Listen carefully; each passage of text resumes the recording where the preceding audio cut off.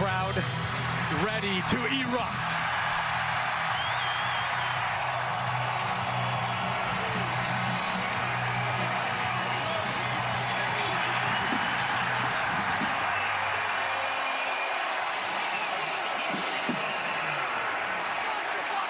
It is the 88th meeting of the Battle of the Big Reds, and for the call, we hand it over to Joel Klatt and Gus Johnson. Tom Osborne Field at Memorial Stadium. Big Noon Saturday is sponsored by AT&T Business. We've got a historic rivalry for you today as the 6th-ranked team in the nation, the Oklahoma Sooners, come in to take on the Nebraska Cornhuskers. Hi, everybody. I'm Gus Johnson along with my quarterback, Joel Klatt, and welcome to Lincoln. Folks, on Sunday, Nebraska had to make a move against one of their favorite sons. Scott Frost was fired. In comes Mickey Joseph. He's expected to deliver some kind of spark as the interim coach, and you know these kids are going to play hard. You know they will. And listen, no one wanted to be in this position in the Nebraska world. Scott Frost came in, and Gus, you remember how high he was on the mountaintop back after that undefeated season with UCF, but it just didn't materialize here at Nebraska, in part due to all those one-score losses. So Mickey Joseph is now at the helm at his alma mater, a guy that understands that if he wants to turn this around in this season, they've got to get more physical and they've got to get more detail-oriented. How do you do that? With the run game. Anthony Grant is a guy who has transferred in here from New Mexico Military Institute and has played beautifully at the running back position. A powerful, physical running back. All 3 games this season, 100-yard games. I expect a heavy dose of Anthony Grant early in this ballgame. All right, for Oklahoma, they've been experiencing a season of change as well. Lincoln Riley took his talents to Hollywood, and he's with USC. And in comes Brent Venables, and this is the kind of job that he has been longing for and will have for the rest of his career if he can do it. If he can stay the course at Oklahoma, there's no doubt. And he's been rising up in the ranks ever since he was at Oklahoma. And how about the tenure he's had at Clemson? This guy is one of the best assistant coaches, one of the best defensive coordinators in college football, and now he's got his dream job. He waited for this specific opportunity, hired at Oklahoma, and now he's charged with keeping them on the rails. 2 questions about OU. Can they improve their defense? Can they maintain their explosiveness on the offensive side? Well, he's got to fix the defense, so who does that leave on the offensive side? Bring in a transfer, Dillon Gabriel. This guy is perfectly suited to run this offense specifically. Silky smooth, great disposition, and if he's got time in the pocket today, Marvin Mims down the field could have a huge day. All right, time now to join the 3rd member of our team on the sideline, the All-American girl, Jenny Taft. Well, you guys have briefly touched on it, but what a week it has been for Nebraska and Mickey Joseph. Joseph even admitting to me yesterday he has not been sleeping well, but quickly clarified that this is not about him. This is about the players. And once the decision was made to part ways with Scott Frost, he wanted to bring the players together, keep them away from social media on Sunday, make sure they knew that this decision had nothing to do with them and they were going to be okay. Mickey has a plan for Nebraska. It's getting back to the basics. It's practicing fast, tackling, making sure that everyone remembers Nebraska football was built on physicality. But this has been emotional for the players. Captain Garrett Nelson admitting that there have been some highs, but there have been a lot of lows throughout these last couple years. But he told us the worst that could happen to this team, it already happened. We have nothing to lose than to get out there, play for each other, play for our teammates, and leave it all on the field. All right, Jenny, thank you very much. Rained earlier today, folks. Also had some lightning, but right now 68 degrees at kickoff time. Nebraska won the toss, deferred. Oklahoma will receive. A series that dates back to 1912. These 2 teams played in the game of the century.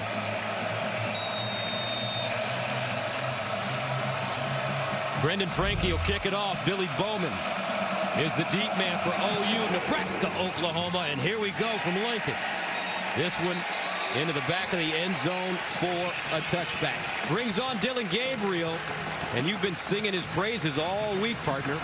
Well, I just really love what he brings to the table, obviously on the field, but off the field as well. Quality leader, has really assimilated into this culture at Oklahoma very fast. And one of the things that I'm expecting today is some more wrinkles out of this offense. They were very basic in their opening 2 wins. UTEP and Kent State started slow last week. I expect some fireworks here early. So first down and 10 at the 25, and they'll run it. Eric Gray on first down. Let's take a look at the starting lineups. We'll start with the #1 offense for Oklahoma. Well, this offensive line, they think that they can be great. I think Jeff Lebby is going to want to run the football. It's going to be Eric Gray early. Gray again running over the left side. He'll pick up a first down and more as he gets to the 40. But defensively, Gus, Nebraska has given up a ton of yards. In fact, the reason they're in this 1-2 predicament is because the defense has not played well. They've got to improve today. Gabriel standing in the pocket now, bounces around and finally tracked down and taken down. Nicely done. This is Luke Reimer, and that's a loss of 4 yards. Great coverage from that secondary. It's a young secondary. They gave up 400 yards passing to Georgia Southern a week ago, but their great coverage allows the rush to get home. Second down and 14, opening series for OU. They'll stay on the ground. It's Gray once again. He's stacked up. First man to him, Marquise Buford. This crowd is the most supportive fan base in America. If they get this stop, Gus, this place is going to go bananas. Third down and 12. Gabriel out of the shotgun from the 38. This crowd here at Memorial roaring. Gabriel looks to the sideline, incomplete. And Nebraska will get off the field.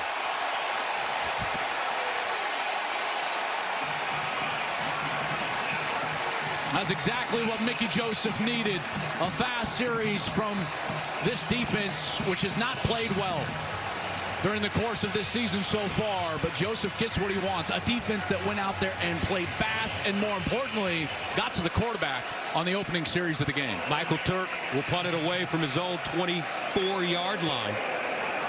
Trey Palmer, the deep man for Nebraska, over to the sideline, signals for the fair catch, and has it at the 22. So that's going to bring on Casey Thompson, the Texas transfer, who's been putting up some gaudy numbers despite the 2 losses. Well, this guy can play, and he understands football. He's had so many different coaches and offensive coordinators, and this marriage between he and Mickey Joseph and Mark Whipple is something that he specifically came here for. 3 rush touchdowns a week ago, and this offense has been able to move the football. And again, between Thompson and Anthony Grant, their running back, they've been very effective so far this season. Had a career-high 3 rushing touchdowns against Georgia Southern last week. First and 10 at the 23. And Thompson will throw it on first down, and it's a strike out to the far side. Alante Brown didn't want to go down. Looks like he picked up a first down as well in front of Woody Washington. Gus, they're going to be without their starting left tackle today, Teddy Prohaska. So Turner Corcoran moves out to left tackle. Kevin Williams in at left guard. But they get a tight end back. Travis Vokalek, very good player. He's back. He's healthy. And watch out for these wide receivers on the outside. On first down, he'll drop it into the flats. Nice catch. Trey Palmer turns it up with a first down. And he gets out of bounds at the 50. Fast start for Nebraska, and this OU defense has played very well over the opening couple of weeks for Brent Venables, their new coach. They've got a lot of production behind the line of scrimmage, but they have not seen an offense like this Nebraska group. First down and 10 at midfield. Opening series for the Cornhuskers. And they'll run it with plenty of room. Anthony Grant rumbling, stumbling. Billy Bowman, Justin Broyles combining on the tackle, but that's an 11-yard gain. These opening drives are so important for the confidence of Nebraska in this week specifically. Out to the far side. Another catch. Palmer with room, and he'll lean forward to get close to that first down marker. Woody Washington brings him down. Great block on the outside, but again, this pace that they're playing with, this is a perfect start for Nebraska. Good defensive series, and then now Casey Thompson coming out and just dishing on the perimeter. Great start. Casey Thompson versus Oklahoma last year, 20 for 34, 388, 5 touchdowns, and a first down. Grant, Billy Bowman stops him. That's a gain of 3. One of the things that Nebraska thinks that they have as an advantage is speed on the outside, and more specifically size. All the defensive backs for OU under 6 foot. All the wide receivers for Nebraska over 6 feet. First down to the 27. And a whistle. Looks like a false start coming up. Prior to the snap, false start, offense. Number 3, 5-yard penalty. Still first down. David Alvarez is your referee today. And that penalty called on Trey Palmer, Jr. from Kentwood, Louisiana. There's Mark Whipple, the new offense coordinator here for Nebraska, and you get the sense that he's got to feel some freedom here in this week, and we'll see what game plan he has. Thompson winds up, goes deep, got a man, touchdown! Big Red, Trey Palmer ran a great route, and Casey Thompson put the biscuit in the basket, 32 yards.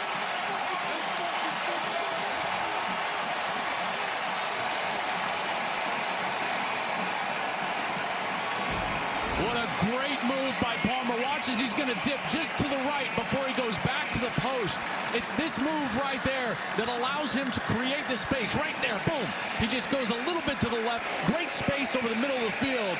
And Casey Thompson hits him perfectly in stride. Extra point up and good.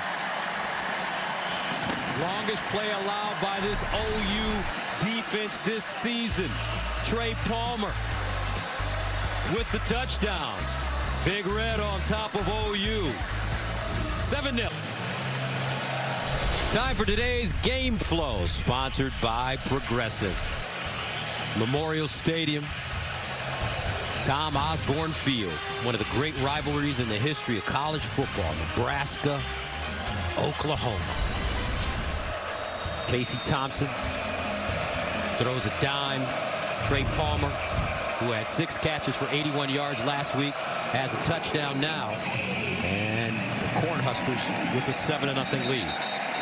For a chance to win $10,000, download the free-to-play Fox Bet Super 6 app now and pick 6 outcomes from today's Big Noon Saturday contest. Fox Bet Super 6 has given away over $6.5 million in cash prizes to date, and there are guaranteed winners every week. A lot of this money, folks, is coming out of Rob Stone's expense account. Generous of Rob. Good guy. He's got a lot of per diem, from what I understand. Nice of him to share. First and 10 at the 25 for Oklahoma. Sooners stay on the ground. This time it's Marcus Major. And we'll gain 2. This defense, they do get their middle linebacker, Nick Henrich, back, and they felt he was going to make a huge impact in their communication all day. Second down and 8 at the 27. They'll fire out wide, and it's caught for a first down. Marvin Mims, who may be the most explosive player on offense for OU, gains 9. Yeah, nice tackle by Quentin Newsom as well. Kind of held on to that foot, didn't allow Mims to break the tackle and get down the sideline. First down at the 36. And this is Major.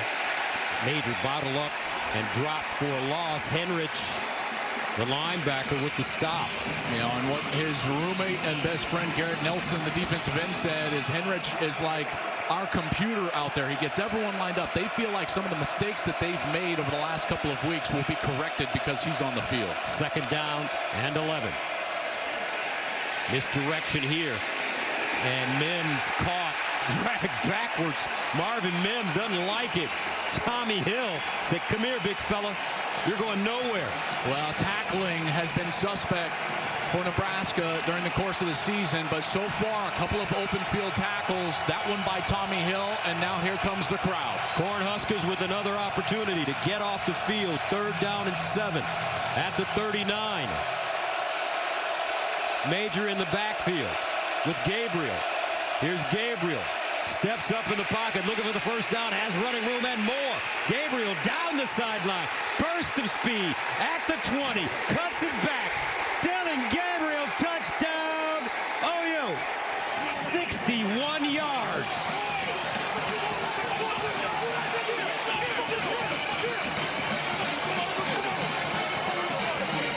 He reminds me so much of all those fluid Hawaiian quarterbacks that come from the islands. It doesn't look like they're running fast, but man, such great body control. This is where I thought maybe he could have stepped out. It looks like, no, he stays in as he is fighting off the tackle of Luke Reimer, number 28. He stays in and he gets into the end zone. What a run and an answer from Dillon Gabriel. No panic in his game, just smoothly steps up in the pocket, down the sideline, and away he goes. That's the longest play of the season for OU. Zach Schmidt comes in to attempt the extra point. And we are level at 7. Fireworks early here in Lincoln. Dillon Gabriel picking him up and putting him down. 7-7. Back to Lincoln after this. Big Noon Saturday is sponsored by Cadillac. Be iconic. And by Allstate, reminding you that football season is mayhem. The last time Oklahoma visited Nebraska was in 2009, and the Huskers came away with the win. It's the only time in the last 20 years that Nebraska has beaten Oklahoma. How about Dillon Gabriel, though? Second rushing touchdown of the year and 10th of his career. That was the longest rush of his career. He had a 44-yarder while at UCF last season. Great blocking downfield. Those wide receivers turned around, covered up color, allowed Dillon Gabriel to scamper into the end zone. Schmidt will send it away. Trey Palmer, who scored a touchdown, is back deep. This one angled toward the corner.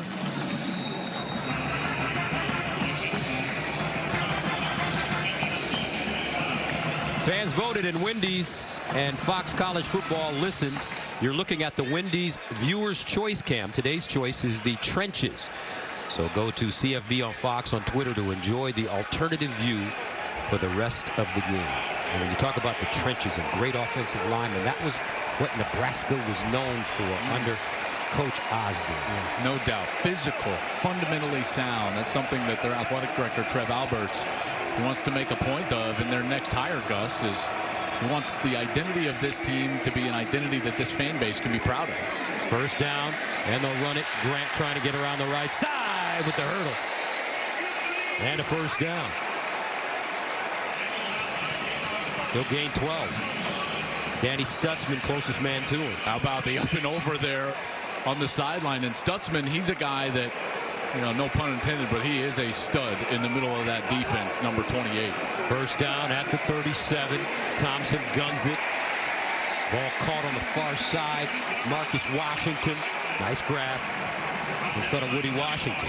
Boy, he looks calm and collected in the pocket, but how about the pace that this offense is using? Quick tempo from Mark Whipple, the offensive coordinator, against this Brent Venables defense at Oklahoma. Second down and short at the 45-yard line. Here's the run.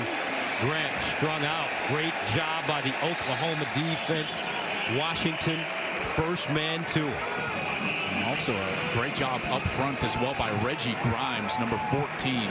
Thus, Reggie Grimes has burst on the scene this year so far. He's already got 4 sacks, and this is a defense from a schematic perspective that is all about production behind the line of scrimmage, and in particular in situations like this.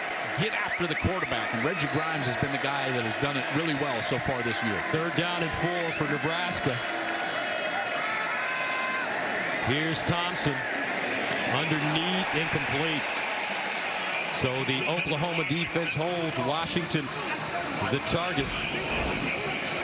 They try to exploit this area here, but watch, Gus, right there, this wide receiver's got to come in and hook up rather than racing across the field. He goes across the field, and then the ball's behind him, but that's zone defense. Versus zone wide receivers, you got to get in that soft area, stop, and give your chest to the quarterback. Running across that zone just makes you covered. Casey Thompson threw it perfect. Brian Buschini, the punter. Marvin Mims, the deep man for OU. Mims with the fair catch at the 12. And that's where Dillon Gabriel and the offense will start for Oklahoma. 7 up from Lincoln.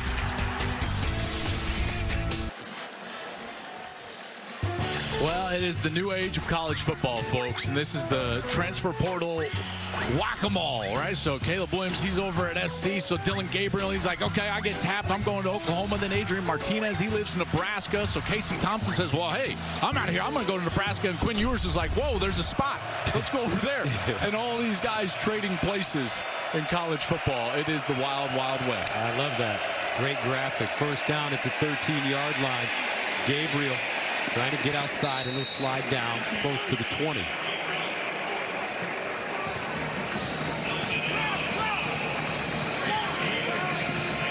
This offense is led by Jeff Lebby, the offensive coordinator, coming back home. Played at OU. 2nd and 6. Gabriel underneath and thrown a little bit high. Intended for Theo Weiss. And that brings up 3rd down and 6 at the 17-yard line. Nebraska got caught in man coverage on that last 3rd down, which was what allowed Dillon Gabriel to run for the touchdown. So we'll see if they make an adjustment here. 3rd and 6 at the 17. Last 3rd down play, Gabriel went for 61 yards. Here's Gabriel, sets up the screen, thrown high, incomplete. He did have pressure in his face.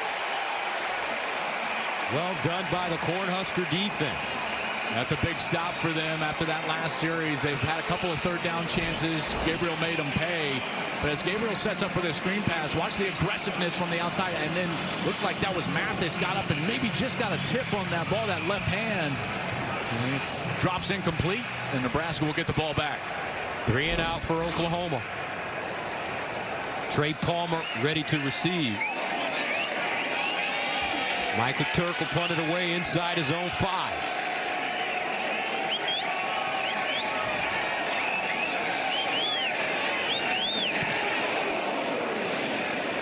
Palmer backpedaling. Has it at the 31. Breaks 1 tackle. Tries to get down the sideline and steps out of bounds around the 34. 52-yard punt, but the Nebraska defense playing well to start. We'll see if it will continue.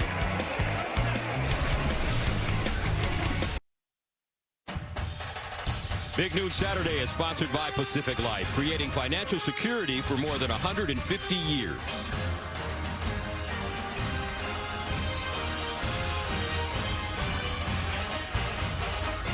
Above and Beyond, sponsored by Jersey Mike's. Be a sub above. And the guy above and beyond so far this year, Anthony Grant, the running back for Nebraska. He has been terrific. 5 rushing touchdowns, a TD in each game, and a guy that you don't want to get the ball too early and often. It's going to be the freshman Ajay Allen in the ball game, tailback for Nebraska. From Monroe, Louisiana. First down for the Cornhuskers at the 32.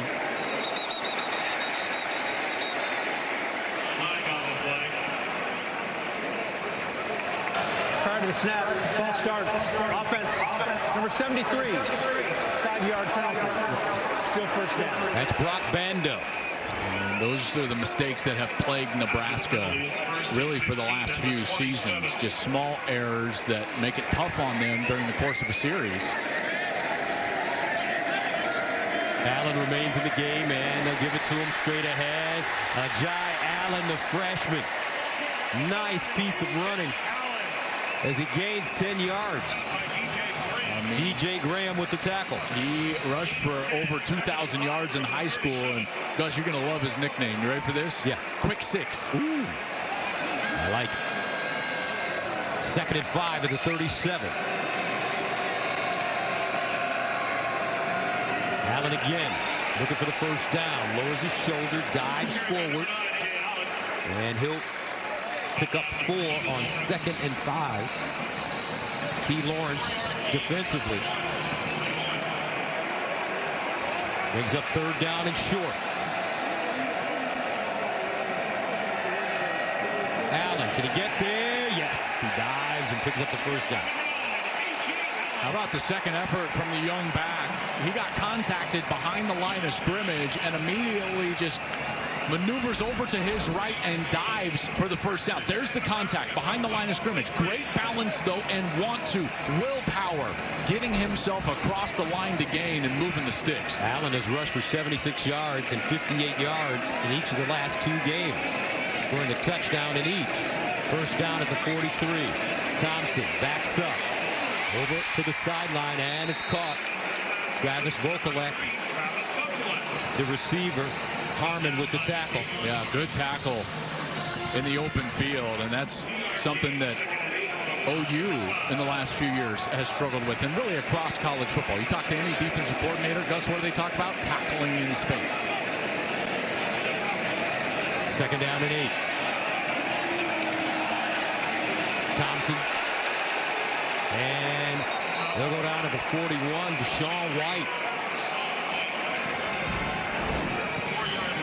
Nice break from the safety. Watches the safety, Billy Bowman. He's going to come up on Vokalek. That forces Thompson to pump and hold the ball and allows the pass rush to get there. And it finally gets home. Deshaun White with a big sack. Third down and 12 of the 41 for Nebraska. 5:04 to play in the first quarter. Here come the numbers for Oklahoma. They get back there, and it's a sack. Great rush by this Oklahoma defense. Lalou with the sack for the Sooners. See that? The tackle got stepped on by the guard. Bryce Benhart gets his left foot stepped on, and because of that, it's an easy route for Lalou, who comes in, also a transfer from Hawaii, gets in there, and he's got a sack. Jonah Lalou, and that'll force the Cornhuskers to punt it away. Mims, a deep man. As Bushini sends it high. Mims from the 20, hits the sideline. Mims tried to squeeze through the hole, and he'll get up to the 40-yard line. Great field position to start for this Oklahoma offense. Luke Reimer with the tackle on special teams. Start Saturday strong with America's #1 game window. Big noon Saturday on Fox. Next weekend, Jim Harbaugh's fourth ranked Wolverines look to unleash their offensive attack against Maryland. The big new kickoff pregame show will be live from the Big House at 10 Eastern, and then it's Maryland, Michigan next Saturday at noon Eastern on Fox. Boy, I can't wait to see the new look Michigan offense and their new quarterback, Gus, J.J. McCarthy. First down at the 37, and that play mishandled. Miles Farmer comes in there. Like the snap was way off to the right. Dillon Gabriel is really lucky that that ball bounces right back to him. Loss of 3, 2nd and 13. Gabriel guns it with the left hand to the far side. Drake Stoops with the catch. And it's a first down. Talked to Bob Stoops the other day. He was at his brother's game, Kentucky, getting ready to play. But you know he's sitting somewhere watching this. Oh, you know he is. You know he's got a big smile on his face, seeing Drake catch that one for a first down. First down and 10 at the 47. Gabriel near side. Mims with another first down. Oklahoma starting to move the ball now. And what they're doing is they're attacking the outside, okay? So the run game wasn't great early outside of the Gabriel run, but the man defense on the outside is allowing for some of these holes on the RPO. First down at the 42, and this is Major. Quentin Newsom with the tackle. Major will gain 4. And also the pace and the increased pace of this offense, I feel like has made it tough on Nebraska so far. They're having trouble getting lined up at times, and it's allowing for some successful plays. 2nd and 6.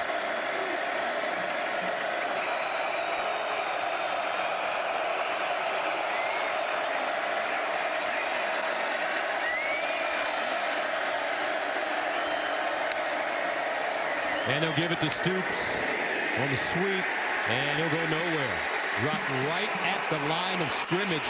This time it's O'Shawn Mathis. I love the chess match being played out here. Jeff Levy checked the play, changed it with their offense, and so Eric Chenander, the defensive coordinator, he changed the defense, and Nebraska came out on top on that. 3rd down and 6 at the 38. Gabriel underneath. Drake Stoops. I tell you what, he is a terrific slot receiver. Picks up the 1st down. And when you get that blitz, watch this. They're just going to exploit that blitz with a little slant right there. And look at all the space for Drake Stoops. 1st down and 10 in the end zone. Touchdown, Oklahoma. Jalil Farouk. 25-yard score. How about the throw?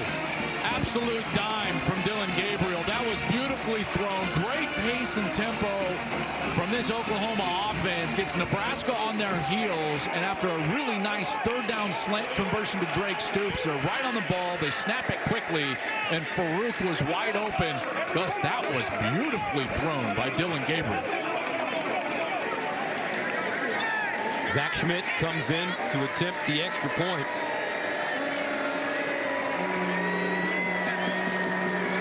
And it's good. 1:57 to play in the 1st quarter. Oklahoma taking a 14-7 lead on the road. There was a bit of a pump. Watch this, Gabriel's going to pump this, and Farouk just gives a bit of a double move right there. It's a slant, and then he's going down the sideline. The corner bites Tommy Hill, and he's wide open right there at the pylon. But again, that ball is just thrown perfectly right in his face mask. You know what the quarterback says to the wide receiver?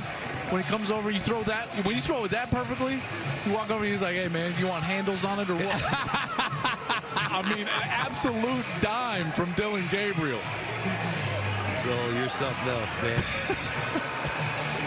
We're going handles on it. So Gabriel off to a great start. He's run for a 61-yard touchdown. Now he throws another touchdown. Throws a touchdown to Farouk. 4 plays of 10+ yards on that drive. And a much better start than what we saw early in the game last week for OU. Remember last week, they didn't score until the last couple of minutes of that 1st half and did not run the ball very well at all in that 1st half. 4 straight punts to start the game, but here they've come out, and after that 1st punt, they have put together a few really nice series. And let's go downstairs and check in with Jenny. Well, curious here how Nebraska will respond to this. And Mickey Joseph is a guy who has been looking forward to this opportunity as a head coach. If anyone knows why he is ready, it's his brother, Vance Joseph, former Broncos head coach, current offensive coordinator with the Cardinals. Now, I caught up with him yesterday, and he said the two talk every single day.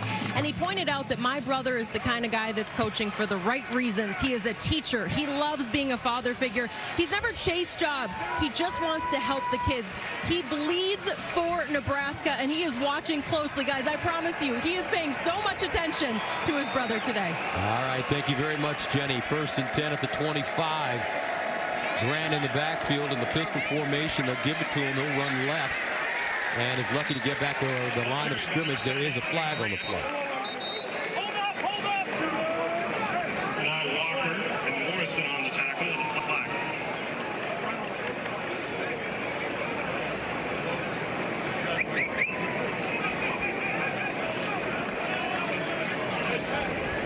The contact is question was legal. 2nd down. No foul on the play.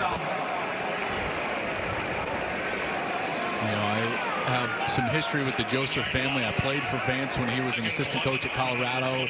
Mickey's brother Sammy was a teammate of mine, and getting to know Mickey this week was a real breath of fresh air, wasn't it, Gus? And yes. What a great opportunity he has in front of him here over the next 9 games. 2nd down and 11 at the 24. Thompson, and incomplete.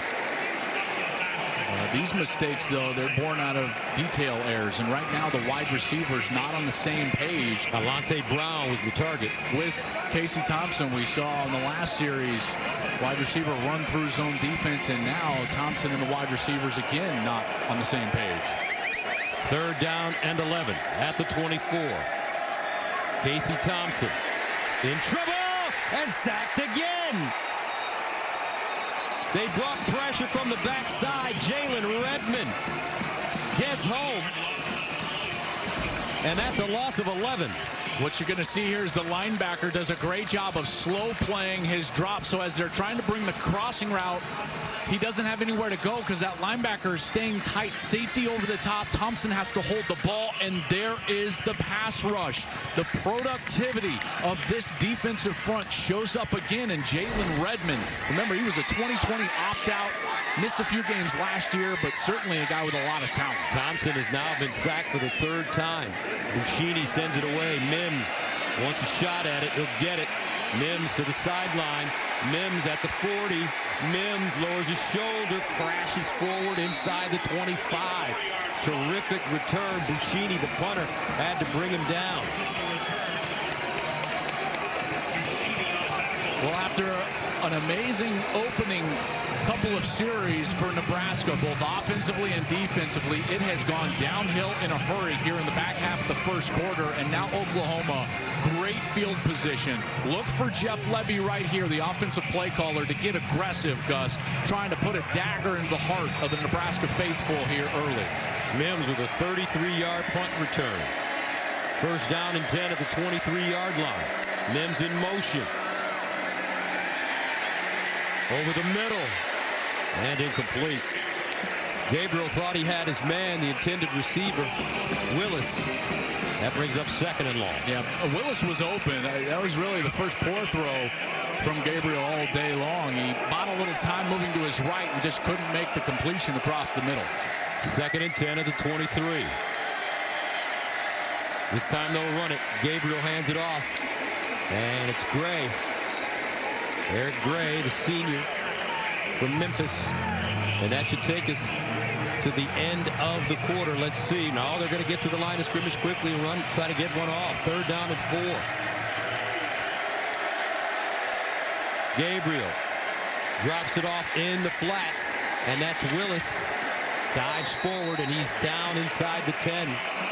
Luke Reimer brings him to the turf after a 7-yard pickup. Boy, the rhythm that we're seeing from this offense is incredible, and a physical finish to that catch and run from Braden Willis, the tight end.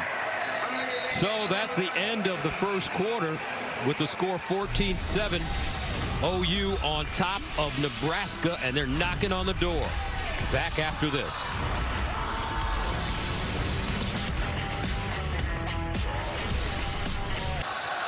Big Noon Saturday is sponsored by AT&T Business.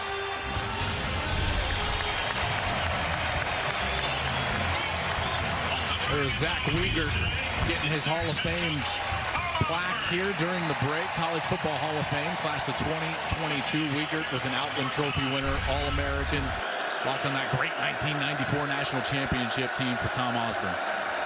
So here come the Sooners trying to punch it in. And they'll find Mims. Did he get in there? Yes, he did. Touchdown, OU.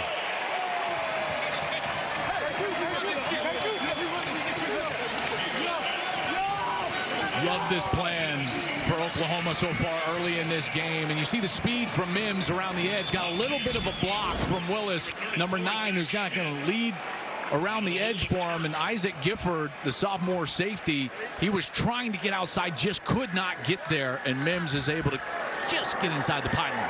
What a series for this Oklahoma offense.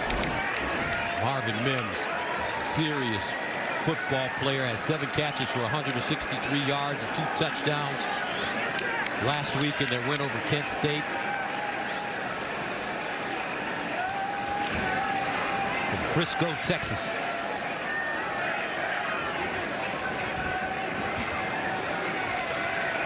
Oklahoma trying to take a 21-7 lead. This play is under further review. And they'll take a look at it. All right, let's dive in here. What are we reviewing exactly? I think he may have stepped out of bounds. I mean, he was clearly inside the pylon.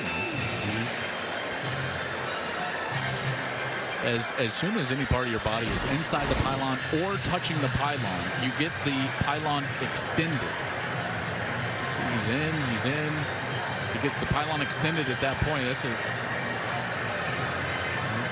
pylon doesn't.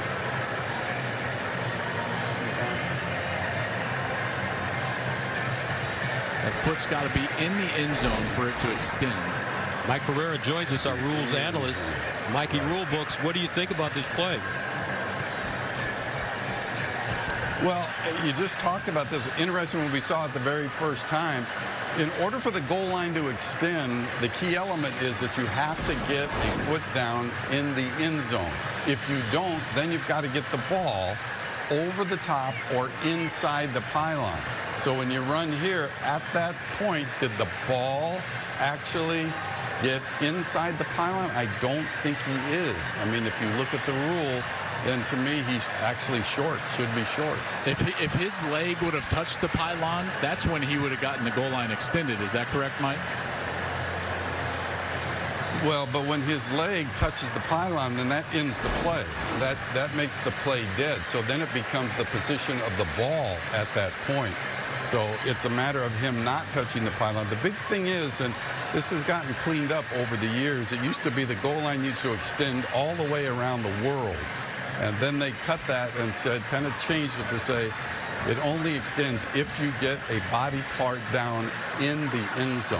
And in this case, tough play, but I think if you look at the rule, this should be short. Yeah, it most likely will be short because that ball in the right hand, then when the foot comes down out on the white line, never crossed, so I'm sure it'll be at the half-yard line. They're writing down those notes, Mike, means that they're bringing back, looking at clock, looking at ball position, hash mark, so on and so forth.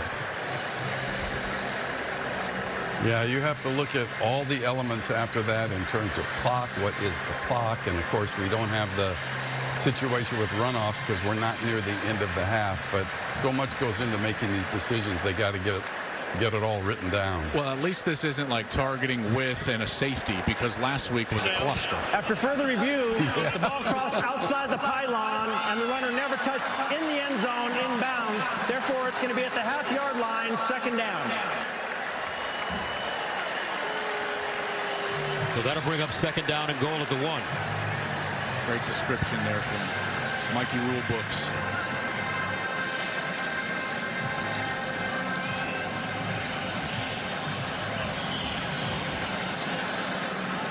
This offensive line has played really well so far. Been able to run the ball very effectively so far. And you get the sense that Jeff Lebby, the offensive coordinator, is going to let him come off the rock here. Quickly to the line of scrimmage. And a timeout call by Nebraska. We'll step away momentarily. Back after this.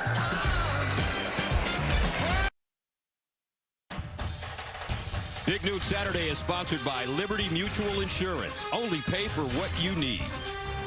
And by Dr. Pepper, the one fans deserve.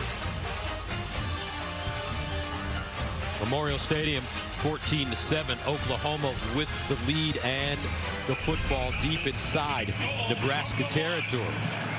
They're facing a second down and goal at the 1.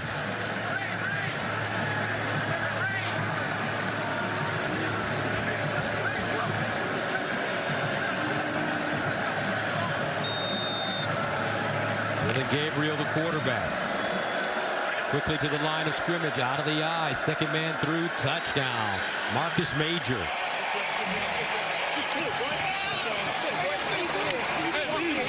And Oklahoma takes a 20-7 lead.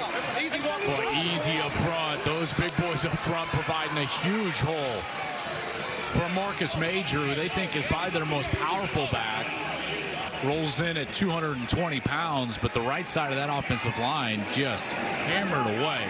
And an easy touchdown for Oklahoma, and this offense has come to life. Oklahoma averaging 6.1 yards per rush today.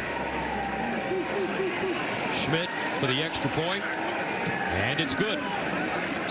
21-7 OU, 6th ranked team in the nation, and their offensive guys are pushing. This is the camera at the back end. Look at that. Gus, you and I, everybody could have run through that. Marcus Major pops into the end zone. That brings us to our Pacific Life game summary, sponsored by Pacific Life, creating financial security for more than 150 years. Well, Oklahoma has like I said, come to life after that first series. Listen, the opening couple of series for Nebraska were terrific. They scored a touchdown on their opening drive offensively, but since then it's been 3 straight punts. They've been sacked 3 times, and Oklahoma has really dominated the game. That defensive front, very productive so far in the opening couple of weeks for the Sooners, and more of the same here early, getting to the quarterback, Casey Thompson, and this Nebraska team, they better figure it out quickly, or else this could get away from them. So as you watch Oklahoma this season, although the season is early, do you see a difference between the Venables OU squad and the Lincoln Riley OU squad? Yes, I think that this squad is a bit more balanced. Although we're seeing some offensive fireworks here, and they clearly played well in the second half last week against Kent State on offense, this is a defense that will be better and will be more productive. I don't think they will rely on their offense quite as much as what they used to. This defense is, and I thought Coach Meyer did a great job on the kickoff show of explaining the chaos defense and all the different fronts and the looks that this defense gives the quarterback, but they do that in order to get production behind the line of scrimmage, and that's showing up today. First down at the 25, and OU just reading that play with no problem. Palmer wrapped up, ridden down, and this time it's Ethan Downs. Totally unblocked. And again, the mistakes now are starting to pile up for Nebraska. Downs just walks into the backfield. And again, one of those behind the line of scrimmage plays that I've been talking about for the Sooners defense. A loss of 6, second down and 16 to the 19. Thompson steps into his throw underneath. That one thrown low and incomplete. Well, this offense has gone totally lifeless now in the last couple of series. And part of it is Thompson doesn't look like, I mean, remember, he had that beautiful throw for a touchdown to Trey Palmer on the opening series. And then since then, he and the wide receivers cannot get on the same page. That was an easy throw over the middle. He throws it into the ground. And Gus, the run game, hasn't done anything, and they find themselves in a 3rd and long. From the 19.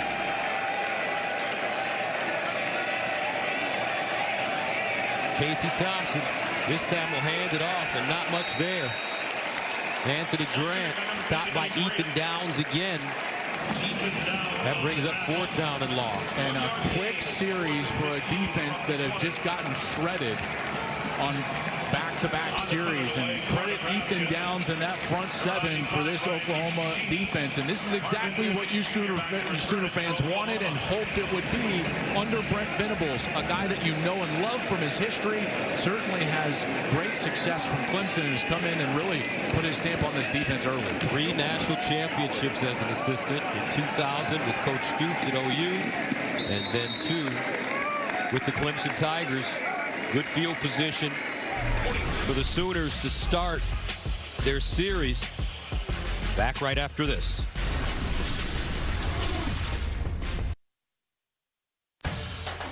Big Noon Saturday is sponsored by AT&T Business. AT&T 5G, fast, reliable, secure. 50 years ago, Johnny Rodgers won the Heisman Trophy, the first for Nebraska. Today, he was honored by the school.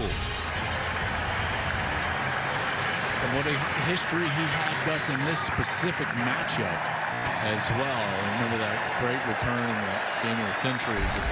Man. Here's Oklahoma over the middle, incomplete. Gabriel looking for Mims. This offense, I don't want to make it seem like OU is going to all of a sudden be slow on offense or not explosive. Jeff Lebby, their offensive coordinator, has a great history of having great offenses. Cut his teeth at Baylor when they were running that spread running attack. And he's had great offenses at UCF and then back-to-back years at Ole Miss. Here's Stoops. Cuts it up. Drake Stoops across the 40. Picks up about 5. One of the things that OU has been known for is their running game, and Lebby is a guy that knows how to run the football really well. 3rd down and 5. Gabriel connects. Is it a first down? Looks like it may be. Daniel Parker with the catch and a nice extension at the end of the play for 1st down. What great ball placement there from Dillon Gabriel, right on that upfield shoulder, allowed Parker to lean forward and get that extra yard to move the chains. First down. Marcus Major, the deep man, behind Gabriel.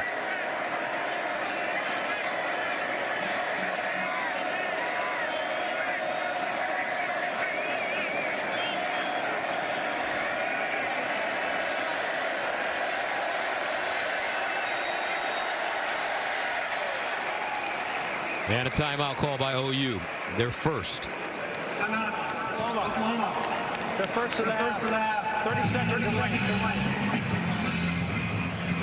Now, one of the things that this OU group talked to me about this week, Gus, is how much they love their young receivers. Haven't heard much from them yet this year. I just saw Jaden Gibson on the field, #1 on that series. He's a freshman from Winter Garden, Florida. Originally committed to Florida, but the Sooners got him to flip over. And they feel like he's got not only the speed, but the size. Get this, 6'5", 195. So a guy that they think can be really dangerous. He was on the field on that last play when they called the timeout, and now they're actually going to take him out. But watch out for these young receivers. Nick Anderson, #4, is another guy that they talk glowingly about during the course of the week.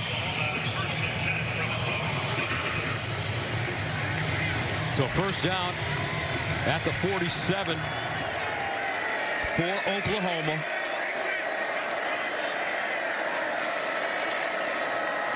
Stoops.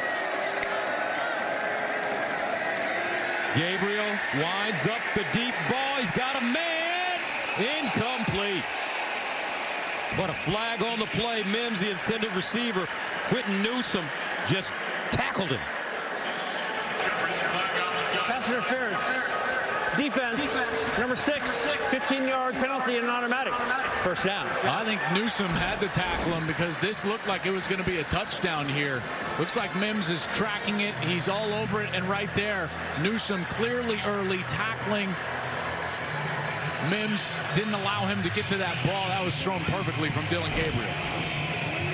So that moves the ball to the Nebraska 38-yard line. First down and 10.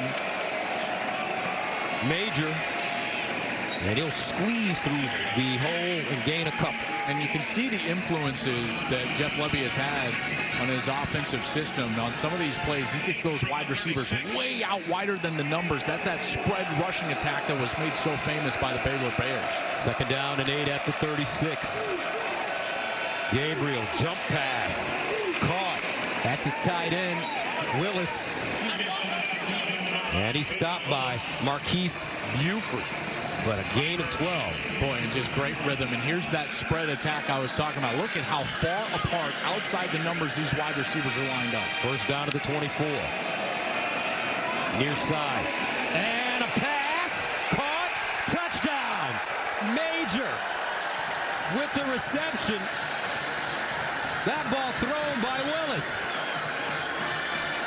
Boy, the quick tempo is so hard to just get lined up against. And there they've got a couple of guys down at the bottom of your screen outside of the numbers. Gabriel, though, astutely, and this is great detail from the offense. Did you see him step up towards the line of scrimmage? That's so the first pass was backwards to Willis. Then Willis steps up and boom, delivers the time. And that's a touchdown and another great offensive series for these Oklahoma Sooners. Major with his second touchdown of the day. And that was the first receiving touchdown of his career. And I'll tell you what, partner, we've covered Oklahoma for a lot of years. Under Coach Venables, they look different. Time to celebrate Fansville and college football with an ice-cold Dr. Pepper, the one fans deserve. Electric atmosphere here in Lincoln. Always a great crowd, supportive fan base. There have been some glorious days for the Cornhuskers, and they're looking forward to trying to get back to it. Schmidt sends it away into the end zone for a touchback. For a quarter of a century, Nebraska fans were treated to football excellence under Coach Tom Osborne, winning 3 national titles and never experiencing a losing season. The 25 years since then have told a different story, however. The Huskers have had 8 losing seasons and have won just 1 conference title, let alone a national championship. And Gus, I can tell you, as a kid that grew up in Denver, Colorado, and I was a fan of the Colorado Buffaloes, and I watched this program in their heyday. It's astounding what has happened here.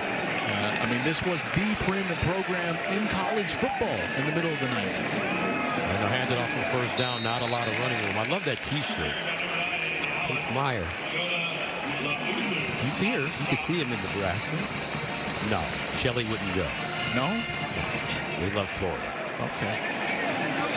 Well, you never know. You never know.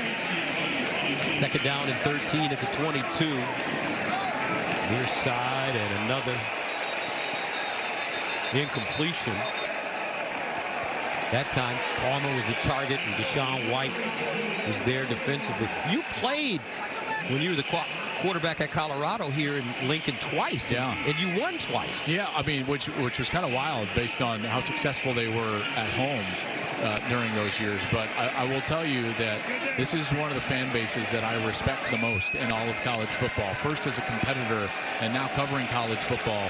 These fans deserve a program that they can be proud of, and that's the charge that Trev Alberts has in front of him. They're down at 13 on the run, and Thompson completes it to Trey Palmer for first down. Well, to say this is a big drive is an understatement, and more than anything, they just need to keep their defense on the sideline. This Oklahoma defense, though, however, and Gus, you pointed to it, and we've talked about it a little bit, this is just a totally different unit than what we've seen over the last few years. Gain of 15 on the last play. Allen, the freshman, running straight ahead. You know, it's interesting, Gus, when you have a new coach, coaches always talk about, well, you know, chemistry and how do I get my guys in here? And in the past, it would have taken 2 years to get your guys in there. Well, now with the transfer portal, a guy like Brent Venables, he comes in here and he feels like this is his locker room right away. Second down and 9. Thompson underneath. It's complete, but not a lot. This time, it's Brewington with the reception. Agwebu just drilled him. Yeah, Agwebu is a really good player, and they've got some seniors and veteran leaders that stuck around in this program and really bought into what Brent Venables wanted to do on this defensive side. And Agwebu is one of them, a senior from Katy, Texas. Third down and 3 at the 44.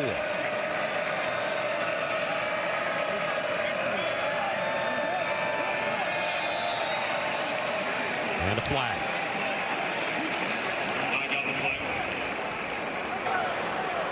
False start. Offense. Number 4, 5-yard penalty. Still third down. You know, what's tough about a week like this for Nebraska is you try to rely on emotion and the energy of youthfulness. But the bottom line is in this sport, the quickest way to be defeated is to be distracted. And there's nothing more distracting than a coaching change for everyone involved, the coaching staff and the players alike. Third Nebraska false start. Third down and 8. Thompson off his back foot. And incomplete. A lot of wrestling going on. Let's see. Jaden Davis defending. Trey Palmer looks like he pushed off as well. Yeah. There was a lot on both sides, wasn't there? Pass interference. Defense. Number 4. 15-yard penalty and automatic. First down. Yeah, I would not have been surprised if that went either way. Yeah, there's a lot of contact from Jaden Davis, but clearly you've got Trey Palmer extending that right arm and pushing off to try to gain an advantage. So a ton of contact there down the sideline, and I think Nebraska got the benefit of the doubt there on the offensive side. Oklahoma. Their second time out of the half. 30 seconds remaining. And a timeout called by OU, their second. Don't forget, you can find all of Joel's Breaking the Huddle content, including his weekly top 10 rankings at foxsports.com, the Fox Sports app, and CFB on Fox social platforms. So let me get this right. What's up? You have the Breaking the Huddle show, and you have your own podcast. Well, yes, so we got the audio for the podcast out there. You know, folks, I appreciate that, Gus. By the way, go download and subscribe to the podcast, everybody, the Joel Clash Show. But then the FS1 show is Breaking the Huddle. That's on TV. so we're just trying to take care of all the products. And there we go. Look at that. Look at that. Go download the podcast. Who are you, Howard Stern, the king of all media now? Oh, man, you're the best. Unbelievable. First down and 10 at the 46. And the handoff to Allen. And I remember covering Coach V when he was an assistant for Coach Stoops. The thing that I loved about him more, when we would go into meetings with him, he had the most intense, fiercest eyes. Yes, he did. Like many defensive coordinators, and he's had to try to tone that down. But look at him. He's still in there. He's making calls. This is in his nature. And that energy, I think, is infectious. And I think that it has really permeated throughout this program, and in particular on this defensive side.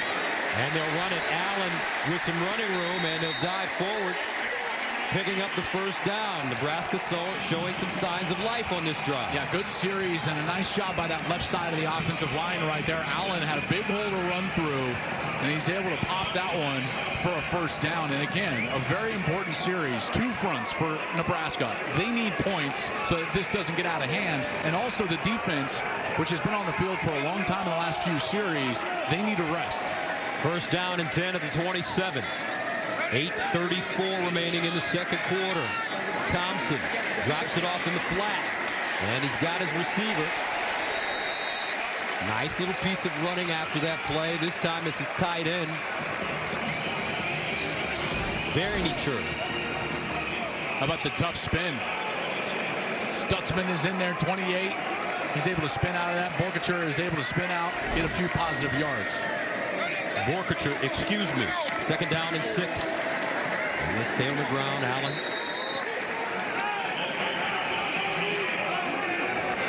I think this is 4-down territory. They can't settle for a field goal. After what Oklahoma's offense has been doing, I think Mickey Joseph knows that.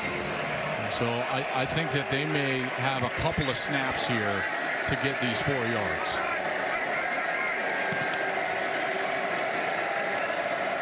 Empty backfield for Casey Thompson. Thompson steps up in the pocket, tries to break contain, and he'll get close to the first down marker, but great pursuit of Wable. Caught him from behind. And they'll stay on the field, as I suspected here, bring in an extra tight end. And it'll be a 4th down opportunity for Nebraska. They have got to stay on the field, folks. This is a must convert here early in this game. 4th down and 2 at the 19. Cornhuskers going for it. They run it. I don't know. It'll be close. Anthony Grant was his knee down before getting to the line to gain. And you said it about his knee. He needed to get. It does not look like this spot got there. Watch as he kind of slips and goes down and tries to keep himself up. There's the blitz right there on the outside. That's Billy Bowman, number 5, and we'll see if he goes down. Absolutely went down. He's going to be short. Great job by Billy Bowman, number 5, the sophomore from Denton. He's been highly productive for this OU defense early. Love his game, love his energy. Very active player.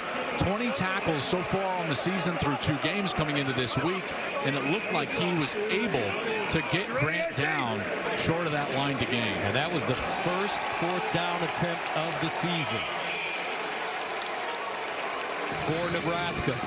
So they'll turn it over on downs. OU with the football with 7:01 to go. And Billy Bowman's not a huge guy. He's only 5'10", 190 pounds, but he was highly recruited. He was a top 50 player overall. I'll tell you what, played his high school ball at Ryan High School, and Billy Bowman with a nice stop off the edge. Allen just could not keep himself off the turf, and OU is able to get a stop after Nebraska finally put together a bit of a positive offensive series. First down at the 18-yard line for the Sooners.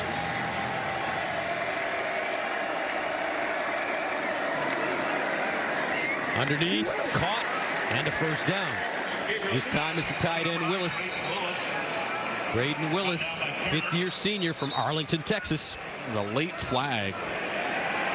Way up far side of the field. I think that they're going to get an ineligible here. Yeah, they're trying to run that RPO, offensive line blocking the run. Ineligible player downfield. Offense number 56, 5-yard penalty. Still first down. Now, what's the rule on that? So it's you get a 3-yard buffer. Okay, so the right guard here, Murray, watch, you get a 3-yard buffer. So basically right around, let's see, right around there. And he's downfield. Then he takes one more step as Gabriel holds the ball. And in that RPO game, you better throw that ball quickly or else your lineman will be down there. 1st and 15 to the sideline. Caught. Farouk, who has a touchdown in this game. Stopped by Henrich after a 25-yard pickup. I think the question for OU coming into this year around this offense was, were they going to be able to retain some explosiveness without Lincoln Riley? And today they have. Over the middle. Incomplete. Farouk was open.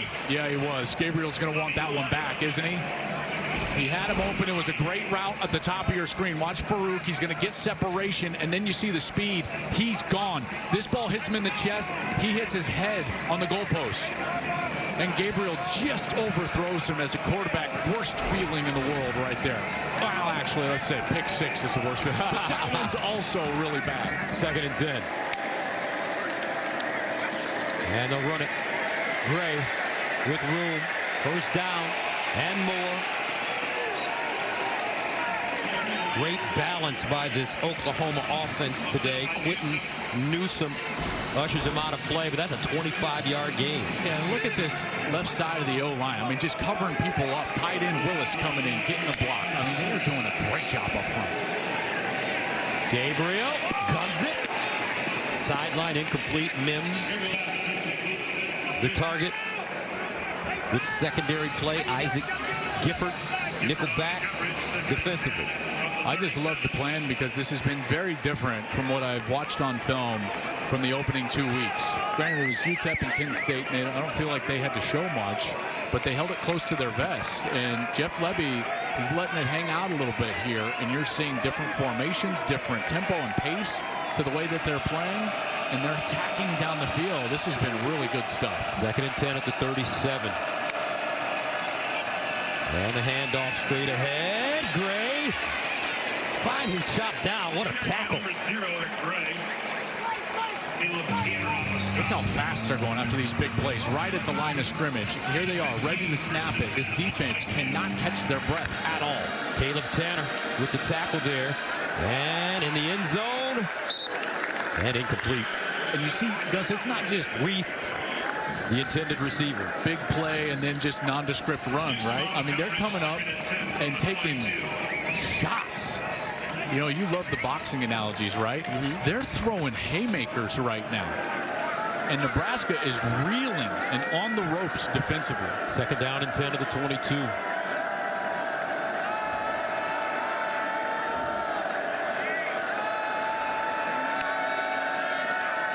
Gabriel pulls it out. Looks in the corner. And incomplete. Mims. Isaac Gifford with some pressure. Great pressure right there from Nebraska. Exactly what they needed. Get somebody in the face of Dillon Gabriel and disrupt the timing of that passing game. And now a chance to get off the field.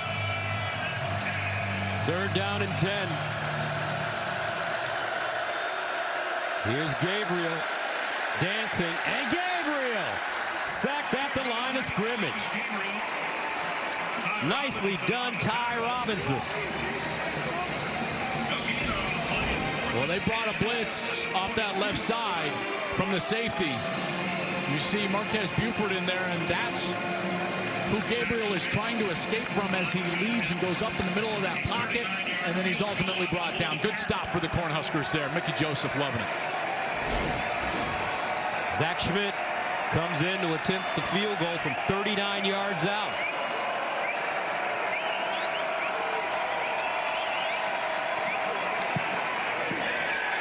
And he pushed it wide right. So the Nebraska defense, something to be positive about, turning Oklahoma away. However, the Sooners still lead big on the road here in Lincoln.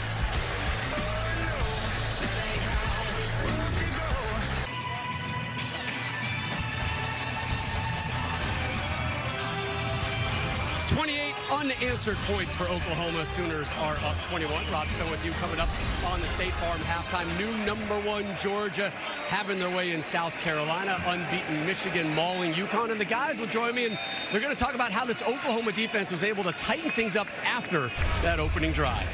All right, thank you very much, Rob. First down and 10 at the 22 for Nebraska. And they'll hand it off. No room for Anthony Grant. He goes backwards, trying to reverse his field. Does, but is still tracked down. I love the swarming defense of this Oklahoma team. That's a 5-yard loss. And they are all running. You said it. Swarming is the exact right term. Brent Venables has got to be ecstatic with the effort that he's seeing from these guys, but it's also the aggressiveness of what they're doing on the scheme. You know, what the guys will be talking about at halftime is just how aggressive they're being with their second level and giving the multiple looks to Casey Thompson. You know, they are active, and you watch these linebackers, they're all walking around. It's tough for the offensive line to know where they're at. Thompson in trouble, got hit as he threw it. I'll never forget what Coach Bob Stoops said. You know, he took over this Oklahoma team after Lincoln Riley left to go to USC. He coached them in the Alamo Bowl against Oregon, but he had a great quote at a press conference. He said, "We're not worried about Lincoln. He can go do whatever he wants to do. We're Oklahoma, and we're going to be okay." And to get a guy like Brent Venables, and this is his dream job. Personal foul, rough of the passer with targeting. Defense number 23. 15-yard penalty and an automatic. First down. The targeting is under further review. There's Deshaun White, Gus. Oh, yeah. This will absolutely be targeting. So he dips that. They've redefined the crown this year, but this is absolutely crown. Head down, initiates contact with the crown. This is really both forms of targeting, probably, when you're talking about it. You've got initiating the contact with the crown of the helmet. Pretty textbook, Mike Pereira, isn't it? Absolutely textbook. You know, the one thing that they talk about all the time is he looking down. You're looking for the crown here. Is he looking to the ground, which is exactly what you have there. White lowers his head, hits with the crown. Doesn't have to be in the head or neck area. It can be anywhere in the body when you're talking about the crown. And they said to note, by the way, roughing the passer with targeting. So even if they chose to take this off, which I'm sure they are not, it would still be roughing the passer. The one on the field of targeting is confirmed with the crown on the helmet. Number 23 is disqualified. Well, there was another aggressive call. Gus, I was talking about the aggressiveness and everything that they were doing defensively, getting those linebackers active, and there was a blitz, and Deshaun White comes free. And those defensive guys, their eyes get big when they feel like they've got a free run at the quarterback. But that was just textbook targeting, and now they'll be without Deshaun White, a fifth-year senior from Richland Hills, Texas, and a guy that has played really well for them so far early in this season. First down for Nebraska at their own 32.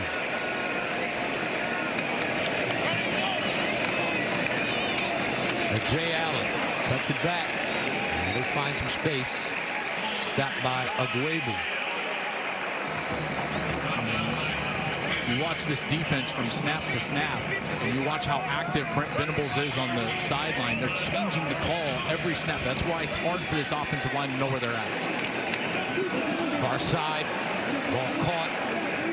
Palmer will gain a yard. Ethan Downs brings him down again. And this third down opportunity now, and they've got to protect the passer here. But if you're Mark Whipple, the offensive coordinator for Nebraska, I got to get this ball out quickly.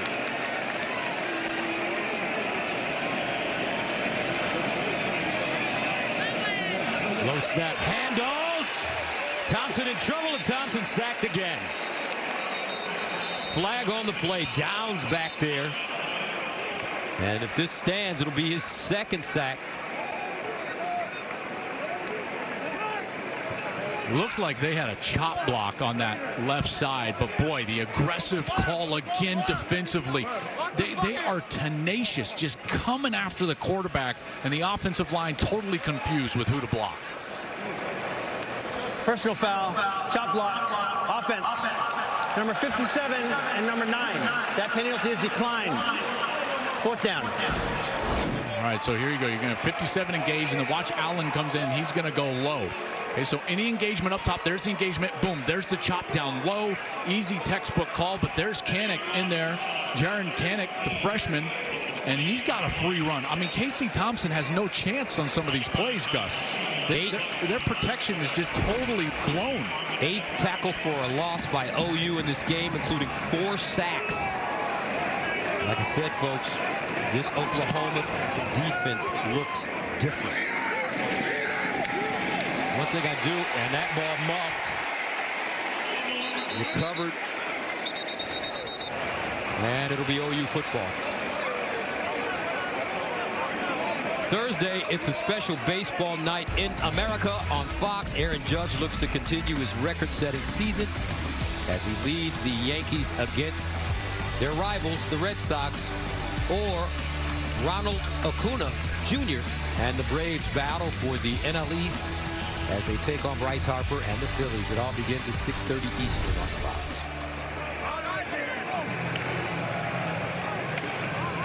Huge sequence here. 2:54 left, 28-7.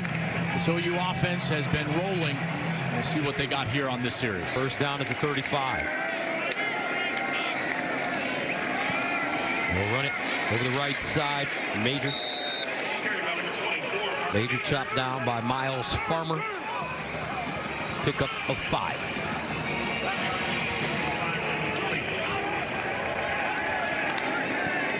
2:36 to play. Another run by OU. And that's going to be interesting to watch with this Oklahoma team.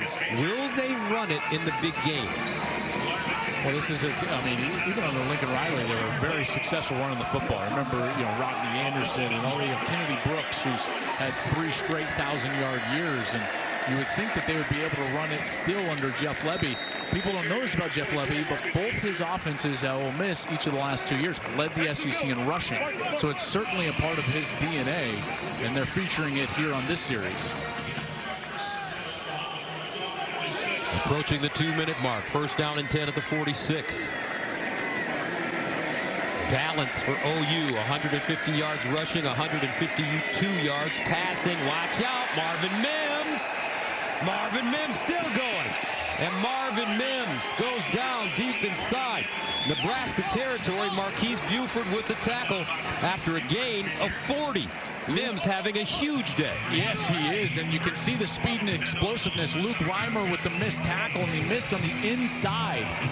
He missed on the wrong side of Mims because the help was coming from the inside of the defense. It allowed Mims to get down the sideline away from that help, and a big play.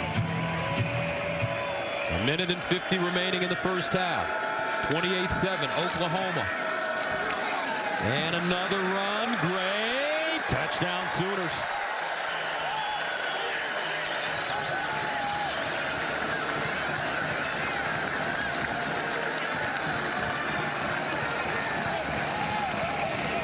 Wow, that left side, Gus, is playing some football right now. Watch this. I mean, they got locked up here, they got locked up here, and then they're going to pull across, and the linebacker just gets stoned in the hole. I mean, boom. Look at that. That is perfect execution up front. And Gray with a great move at the second level gets into the end zone. That is some work up front, folks. If you love run blocking, that's textbook. That's a third different Sooner with the rushing touchdown TD today. 35-7 in the first half. And Ginny, let's go downstairs.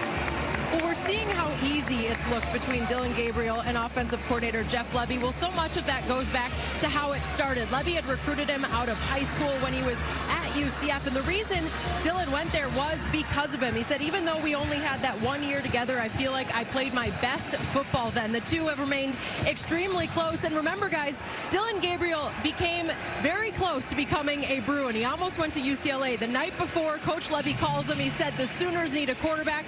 Dillon told me I followed my gut. One of the hardest decisions of my life, but it just felt right to be a Sooner, and we're seeing it pay off right now. What a first half for Oklahoma. Gabriel, his numbers, efficient. Gus, how many years? Well, I mean, we've done Oklahoma multiple times. All 8 of the years we've worked together. I've been doing Oklahoma for 12 straight years. I haven't seen a team like that. I haven't seen it like that's what I keep saying. You know, this is. And I don't mean to be redundant. Don't forget, coming up at the half, Rob Stone, Brady Quinn, Reggie Bush, Matt Leinart, and Urban Meyer are standing by with the State Farm halftime show right here from Memorial Stadium in Lincoln. You know, don't get me wrong. We saw them win and big, you know, but this feels different. They look physical. Yes, the physical. On both sides of the football. At the line of scrimmage, the attacking style of these linebackers and this defensive front. Can't wait to hear the guys talk about it at halftime. But they have just been all over Nebraska on both sides of the ball. Maulers. First down to the 25. And Nebraska conservatively stays on the ground. Anthony Grant. Pickup of 3.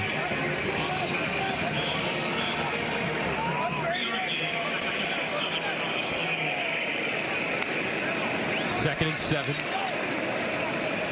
Thompson over the middle, and he has his receiver, and that's a gain of a first down. Stutzman with the tackle, Marcus Washington with the reception. And outside of one pass play for the touchdown, the coverage has been outstanding. No free runners in that secondary. Coverage on top and underneath. Far side. Not a lot for Palmer. A minute to go in the first half. You know, I called Coach Stoops earlier this week. One, because we love him, right? So we adore Coach Bob Stoops. And the first thing he wants to talk about is this defense. They look good. Grant, first down. Flag back in the backfield.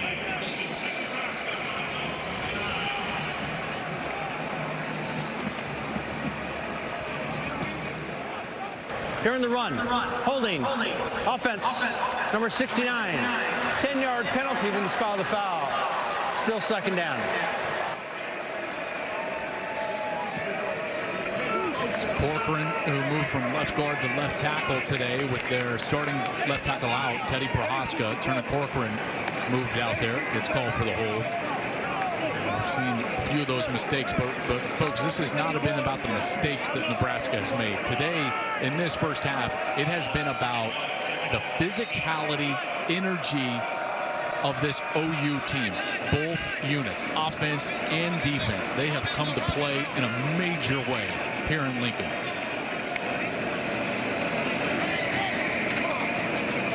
Here's the run. Grant tried to get outside. Good tackling by this Oklahoma team. Mechanic. You know, great defense. When you're on offense, it can feel like the tide coming in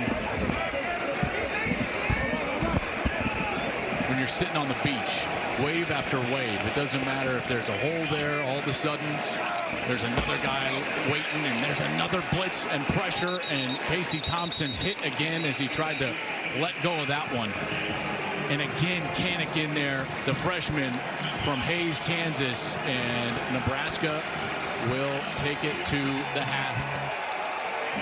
Down 38-7. Don't forget, after the break, join Rob, the guys with the State Farm halftime show right here from Memorial Stadium in Lincoln. But right now, it is all Sooners. All day long for Brent Venables. For right now, let's go downstairs and bring in Jenny Taft. Well, Joel, it was really clear when Oklahoma ran into the locker room that the score at the break is not something they're focusing on. Every coach was yelling 0-0. We are not going to have any let up. And Coach Venables also telling me there is nothing less important than the score at the break. He wants to see his defense continue to play better. Of course, we talked about what happened in that opening drive, and he said what changed was they settled down. They started to trust themselves, trust their teammates. He wants to see them tackle well and just do those simple little things. And of course, Mickey Joseph said the message to the guys was, don't look at the scoreboard. Just keep fighting. He said, our guys will fight. They are not worried about the score. And right now, it's about doing those little things. That's what we look to see from Nebraska in a response in the second. That's all he can hope for. Mickey Joseph played for Tom Osborne, quarterback here at Nebraska. This is his audition, folks, to be the next head coach of the Cornhuskers. But it's 35-7 as we get started here in the second half. And that one's out of the end zone. So Nebraska comes out here, and they have got to get established early in this second half. First and foremost, it's the ability to protect their passer, maybe with run game on first down, maybe with some misdirection. But that front seven for OU has been all over them. And I'm going to welcome upstairs now Brady Quinn, who's going to join me the rest of the way. Brady, what's going on, bud? Not much, Joel. Obviously, pleasure to enjoy you up here in the booth. Talk a little football with you, buddy. There we go. First and 10 from the 25. Pressure again. Thompson steps up. Beautiful pass. Trey Palmer over the middle. And he's got a first down. And did that ball come out?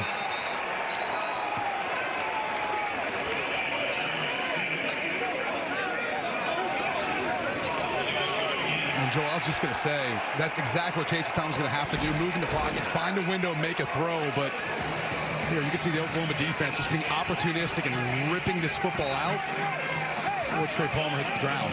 What a great play. And again, Brady, that's Jaron Kanik. Kanik is a freshman. They are so high on number 7 for OU. This guy is flying around. We've seen him with pressure on Casey Thompson. And there, they do everything right. Thompson steps up in the pocket. Boom, you got a completion to Trey Palmer. And again, it's the hustle and enthusiasm from that defense ripping the ball loose. Well, that's been the constant here today. Rallying to the football by Oklahoma. You know, it's not just one Sooner wrapping up, taking something to the ground. It's the entire defense, it seems like, getting after it. Well, now the for the Sooners steps right back on the field, and they were certainly in rhythm early. Now first and 10 here for the 46. And there's Gray, steps away on the left side. Good move, about 8. Joel, how good has he been? Just the jump cuts, the vision today so far. And they've been looking for him to do that and take that next step ever since he transferred from Tennessee. You know, trying to replace Kennedy Brooks is not easy. No. And he's certainly played well today. One up the middle, and it looks like he'll move the chains. And also, Brady, that offensive line, they've played great. Haven't mentioned their names a lot yet. Anton Harrison, left tackle. Caden Matarier, the guard, came in as a transfer from Cal. They were really high on him, and they've been great on that left side. There's Gabriel, dumps off. Great catch by Gray. And he is stuck right away. That is Henrich with the tackle. 4 on the game. Extend here, grab this one one-handed, but Henrich is right there to make the tackle for 4. Gabriel, little RPO, dropped. That was Farouk on the outside. Brady, when you see them get into that RPO game, well, I love the way Dillon Gabriel makes decisions quickly. Yeah, and that really plays to his strengths, and also some of the things they've done off of that. Some of the double moves, we saw one earlier. 5 of 8 today on third down. Gabriel to his right. Farouk. First down. Sooners. Beautiful throw. Went right back to him. We saw the drop on the last play. Go right back to him, and he corrals it for the first. And Nebraska came with the all-out pressure. Dillon Gabriel knew he had to get the ball out quick. He chose his matchup and converts. His decision-making has been really good today. Now Gray over the right side. Powers ahead. And he'll get about 3.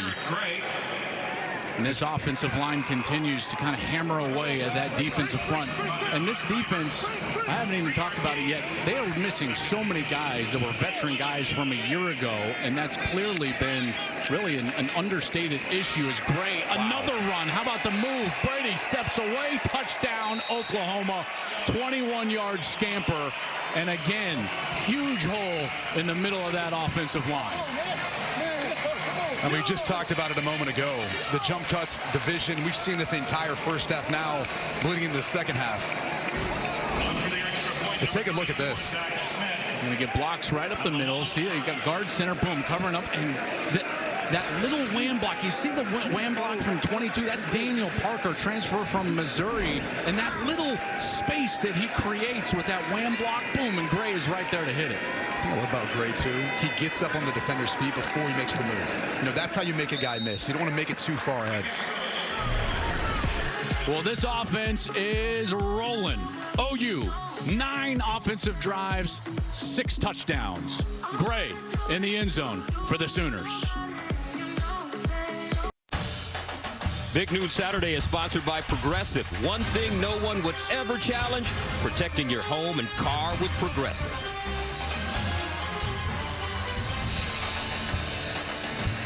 Today's game is featured on the free-to-play Fox Bet Super 6 app.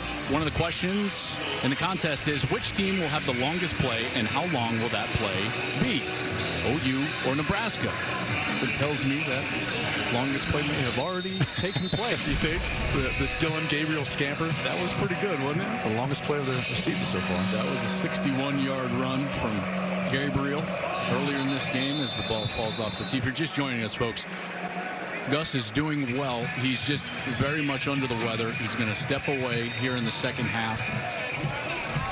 I'll be taking you the rest of the way with Brady, Ginny on the sidelines. Coach Meyer will join us at some point. We'll continue this conversation about this great rivalry and these two programs moving forward here on Big Noon Saturday.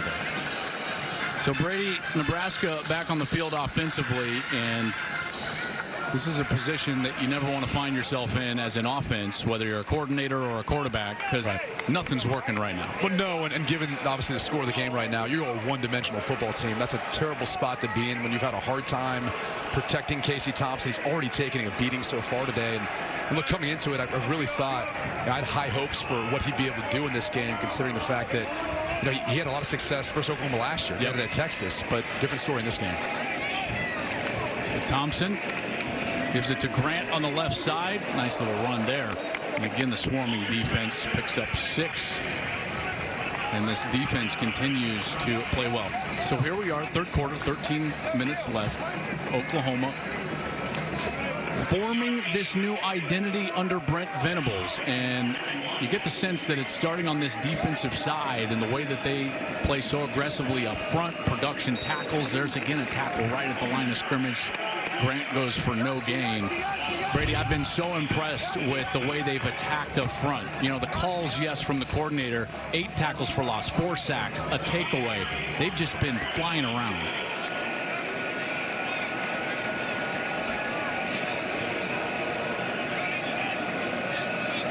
Thompson behind his receiver and a big hit. That was Vokalek, the intended receiver, and he got hit hard and went head over heels there on third down, and Nebraska will have to punt.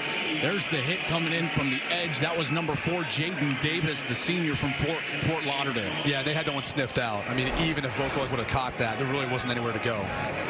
Third 3 and out for Nebraska, and another punt on what has, ever since that first series for the Cornhuskers, been pretty lifeless on offense. Mims back to receive. He'll let it hit the turf, and it'll be downed at about the 38. We'll take a break. When we come back, Dillon Gabriel and the Sooners back in action. Well, college football over the last few years was being run by a few programs. Clemson, Oklahoma, Ohio State running the ACC Big 12 and Big 10. And last year, it was all flipped on its head. Pitt, Baylor, and Michigan won those conferences. We'll see where it goes this year, because I can tell you, all three of those big boys, they feel like they're back, don't they? Yeah, it feels like we may see history repeat itself from a couple years ago. Gabriel back out there. There is Marcus Major. Nice run. And again, over that left side, Brady, that left side of the offensive line doing work. Just dominating up front so far. That's been the name of the game so far. I mean, look, Nebraska last year in this matchup came out and matched Oklahoma's physicality. That has just not been the case today. And again, Major. Jump cut. He'll pick up about 3. So here's this new look OU offense, and I was wondering what they would be under Jeff Levy. And it's certainly, as you can see right here, this is a great example, folks. See how spread out they are? You got a wide receiver all the way up there. You got a wide receiver all the way down below the numbers, and then they run the ball. Right. This is where he learned this from that Baylor run game. That's right. That he was associated with. Spread run, but then now he's incorporated the new edge RPOs. That's and right. Then that downfield passing game from really, I would say, Lane Kiffin and Ole Miss. And it's based on 2 things. It's based on the box count and then some of those defender reads, meaning they're going to count the guys in the box. If they can block them, more often than not, they're going to hand the football off because of the spacing. That defender, the defenders can't get there. And then if they're reading the defender, if he triggers to play the run, they're going to throw right in behind him. That's right. And it's been tough to stop for this Nebraska defense, which has not played well so far this season. And here's Gabriel again, back to pass. All the time in the world. He'll have to run it, though. Good coverage down the field. And finally, Devin Drew gets in there. A transfer from Texas Tech. Able to come in, senior, 6'2", 280, and get Gabriel to the ground. Finally, in the back end there, good coverage, holding up. Gabriel had to hold the ball. Nowhere to go with the football on that one. All right, 2nd and 13 from the 41. Gabriel, RPO, on the money. There's Weiss, great cut. And he'll take it down to the 10-yard line. There's that RPO, Brady, and Gabriel does a great job. You can just sense no panic in there for a nice completion for 31 yards. But to me, how decisive is he, too? I mean, when he sees it, he likes it, he pulls the trigger, and he gets the ball out in front of the receiver, allows them for the catch and run and getting yards after the catch. That allows them to make the move in space, too. That's what makes these Oklahoma wide receivers so dangerous. Here's that freshman wide receiver I was talking about earlier in the game. That's Jaden Gibson, number 1, a guy they're really high on. All the time in the world, and Gabriel will have to throw it out of the back of the end zone. Flag on the field here on the near side. It's the new slow RPO. You see that a lot in Wake Forest. Saw Stanford unveil that last week. It's getting more popular, especially down in the red zone. Wake Forest obviously used it so well last year. You always worry about. Ineligible player downfield. Just that. Offense, number 60, 5-yard penalty. It's still first down. Yeah, we've seen that a couple of times. And each of the times, like you were talking about, Gabriel having to pump.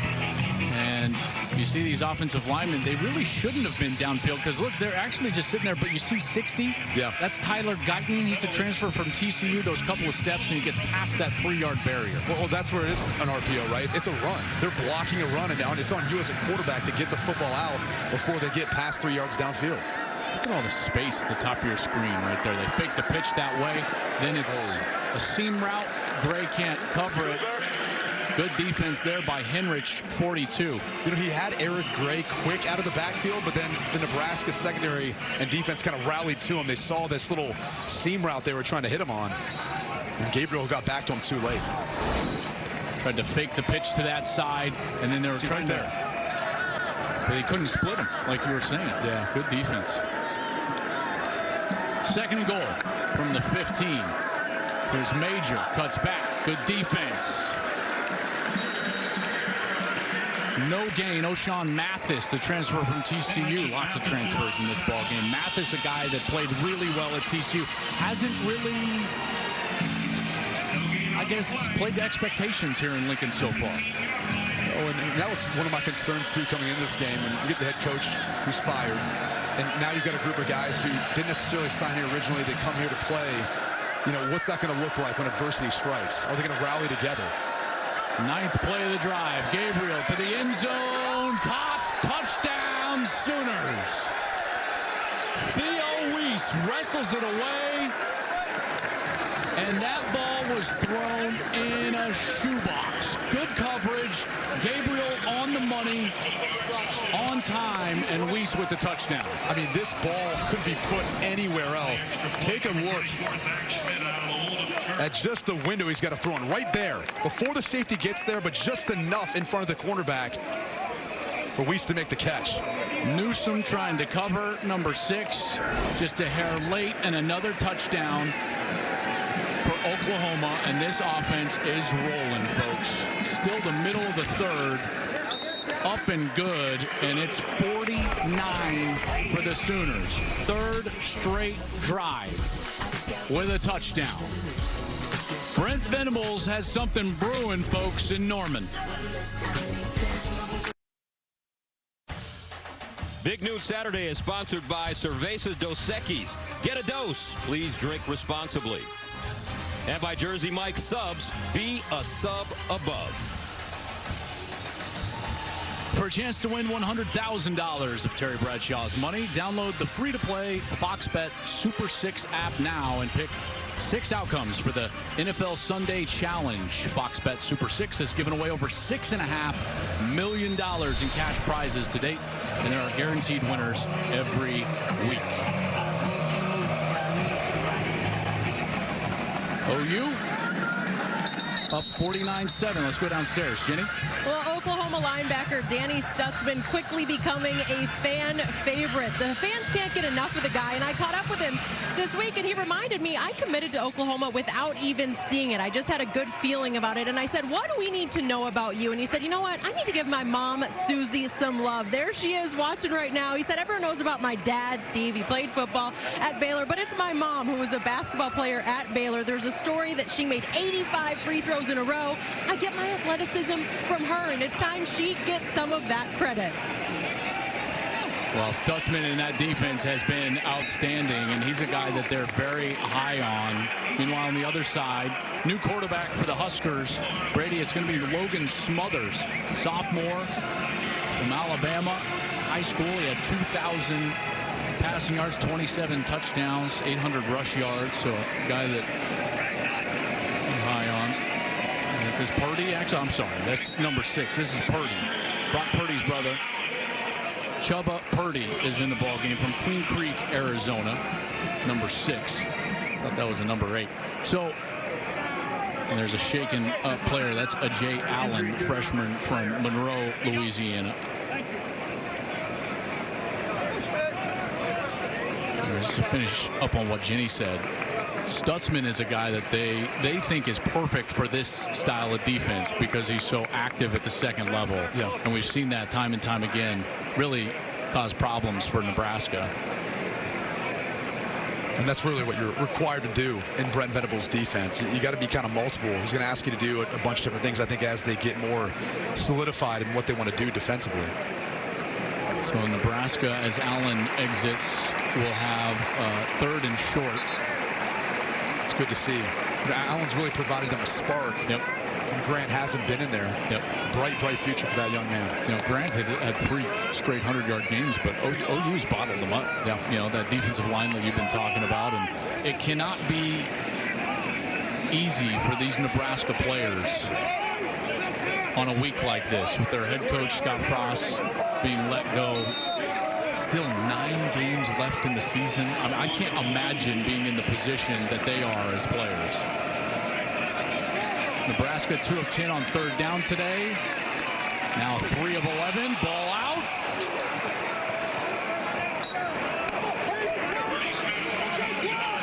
And that, unfortunately, has been really the story of this game. It seems like whenever Nebraska gets a little bit of something going, so they were able to get that football back.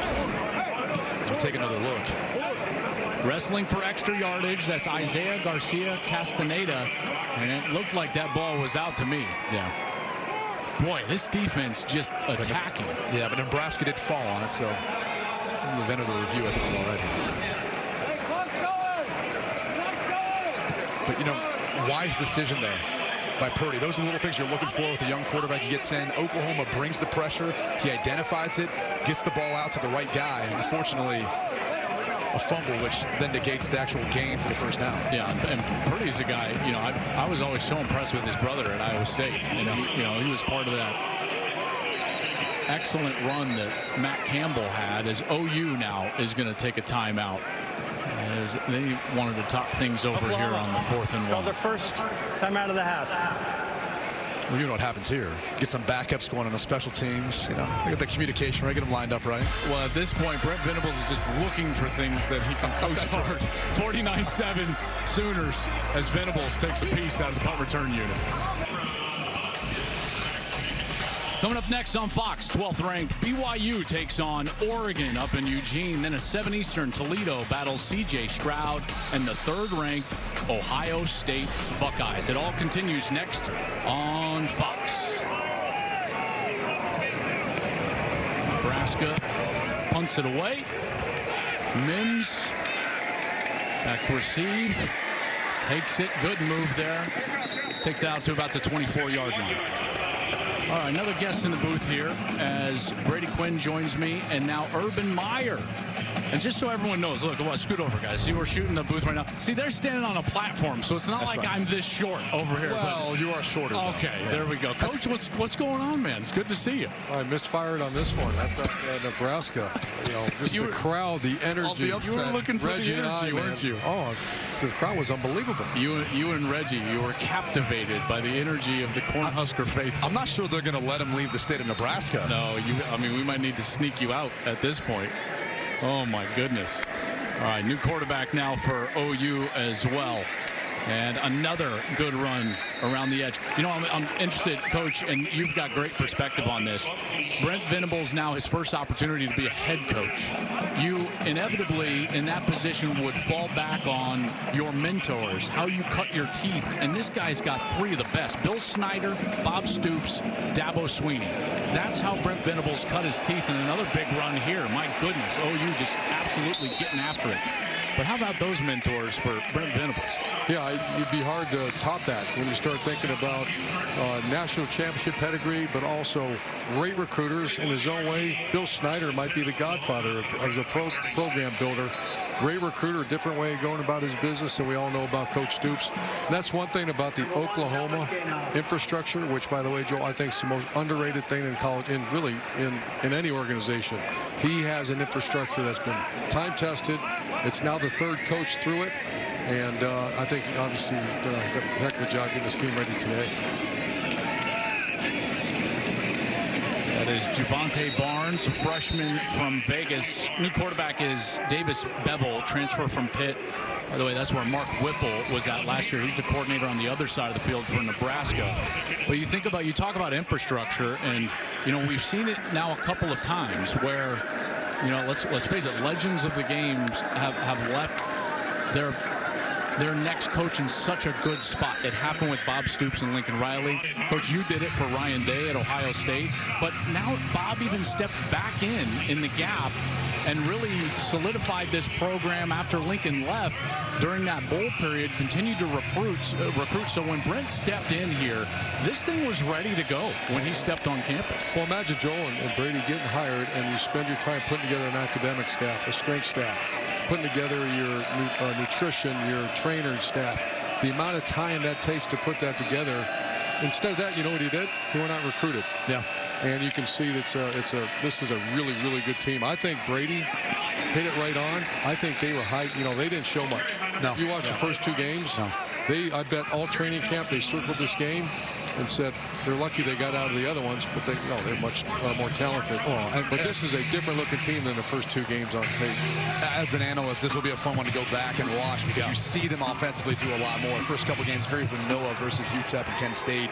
Now we get to see the double moves. We get to see the little intricate things that Jeff Levy has put in this offense for Oklahoma as they start to bring some of that out. And once they get into their Big 12 schedule, I'm sure we'll see more. And here's what I've loved is that when Nebraska is sat like they are right now, see 2 safeties deep, they're running the football. Now, granted, they're going to run the ball because of the style of the game. Great broken tackle there. Barnes showing some power, 6 foot, 200 pounds. And one thing Nebraska's doing, Joel, is they're not disguising it at all. That's right. They're sitting there showing us too high structure and sitting there, and you're going to get the ball ran down your throat. Let me ask you this, though. That might be the case, but you're not winning those one-on-one battles anyway. I mean, I would almost say at times, I mean, they're not keeping their gap integrity on defense. We saw that last week versus Georgia Southern. There's got to be a part of you that's just concerned about if they know how to get lined up and be where they're supposed to be, right? It's part of it. It's a scary subject for the next 9 weeks. Little pitch. That's holding. Yeah, it's got to be holding. There's a hold. There's the flag. The coach comes out. See, you guys see it all the time. You just scream, holding every snap. Holding. Ready to start yelling at the official. That's exactly right. You got to love it. He's got those eyes on the perimeter. He's waiting for us. Turn the run. Holding. Offense. Number 13. 10-yard penalty from the previous spot. Still first down. Coach, let me ask you this. When you have a wide receiver that gets in that position, what do you tell him to do? Because obviously the defender's trying to set the edge, but as an offensive player, you're trying to drive them. I mean, how do you avoid that? Yeah, accelerate your feet on contact. And, you know, it's a clock for the receiver. If that guy's still fighting you after 3 seconds, the ball carrier is right behind you. Accelerate your feet and let go. After 3 seconds, that ball carrier is right behind you. Got a full-fledged coaching clinic getting broken out right here in the booth. You got to love it. Bevel here. First down and forever. From the 25, ball on the ground. Nebraska's got it. Mistimed snap in motion. Gavin Freeman, 82, was coming across. Bevel puts it on the turf, and the Cornhuskers get the ball. There is Garrett Nelson, Jr. from Scottsbluff, Nebraska, a guy that has taken this whole coaching change very hard. And here's that ball handling I was telling you, I just never had it. That's the quarterback's responsibility, guys. I always say, any ball handling miscue, right. QB, he's the one that's got to be sure of it. It starts with a bad snap, though, right? Because this is a timing element, right? Once you have the motion coming across, if you get a bad snap, you have a hard time getting that first. It's going to be hard for you to then time up the handoff with the wide receiver who's not accustomed to doing it anyway. All right, so Nebraska now with the ball. Purdy in the pocket, all the time in the world to throw. Had a man deep, didn't hit him. That was Palmer. Now he's going to run around. And here's Purdy. Good move on the sideline. And how about a first down from Purdy? So, Coach, tell me this. You got a young quarterback in there in a game like this. What are you looking for out of Purdy here? I think you're looking for really not just the quarterback. I bet that coach is walking up and down the sideline just finding out who's still in the game, who's competing. This is a long season. You can't tell me there's not a good enough a number of good enough players on Nebraska to win a few ball games this year. Well, I mean, shoot, guys, they've been in one-possession games, you know, dating back to the beginning of time, it feels like. You know, I mean, that's the way it's felt. So they've got good players. Good run here. High stepping. That's Gabe Irvin. So good to see Gabe Irvin back on the field. Folks, last year, Cornhusker fans, you'll remember this. Gabe Irvin was a true freshman and really broke on the scene early in the season, guys. And it was this game a year ago that he had a really devastating knee injury, and he's worked himself back and now back on the field, and he shows some pop right there. Electric run there from Irvin.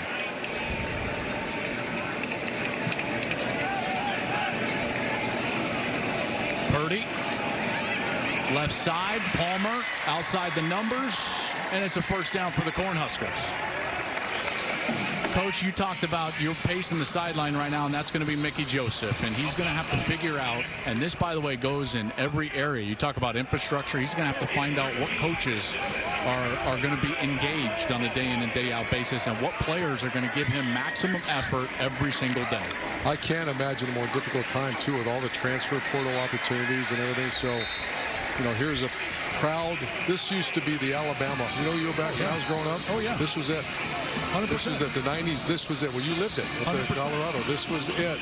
And you got all the former players. You got a proud fan base. Who's got the fight in them? Who's going to swing for the next 9 games?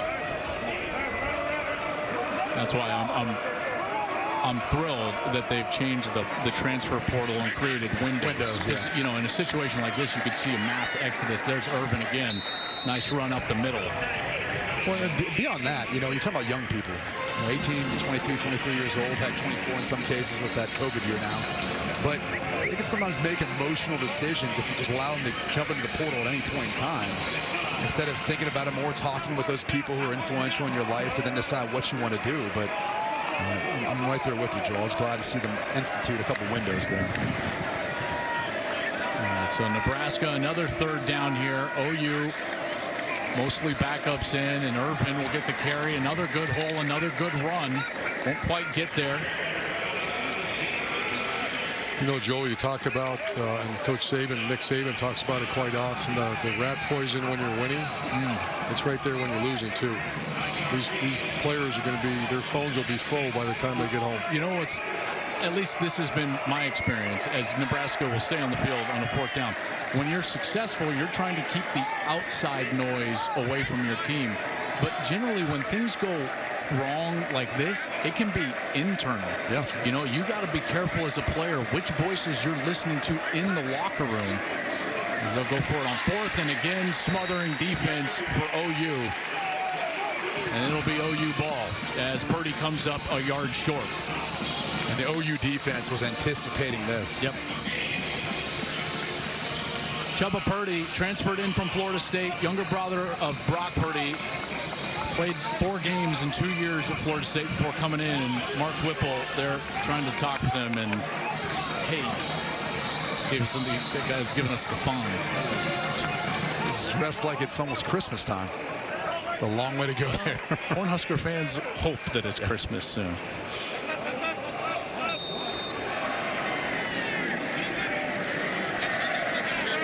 That last series for OU, by the way, that was the first turnover of the year for OU's offense. So that first unit hasn't turned the ball over, playing super clean. And that's going to take us to the end of the third quarter.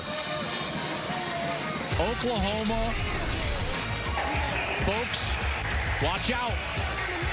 They're reloaded 49-7 into third in Lincoln. Big Noon Saturday is sponsored by AT&T Business. 49-7 Oklahoma over Nebraska. Start of the fourth here from Lincoln. If you're just joining us, folks, Gus is just a little under the weather. Stepped aside here for the second half, so I'm in the booth up here with Urban Meyer, Brady Quinn, Jenny Taft on the sideline. We will take you the rest of the way as OU is putting it on the Cornhuskers in a major way. Bevel in at quarterback. QB draw. Nice run. First down, Sooners. Coach, it's interesting because in these situations, it's not just the players that are dealing with this coaching change, but it's also the staff that Mickey Joseph is going to have to manage over there for Nebraska, and that's really difficult. Those are grown men with families that have worries about where they're going to be next year. Yeah, the term self-preservation comes to mind when you start thinking about this. You're right, it's not the players, but you know, everybody's got families to take care of. Their future is completely unknown. I relate it back to when I was at Notre Dame and Lou Holtz retired. And we had no idea what the future held.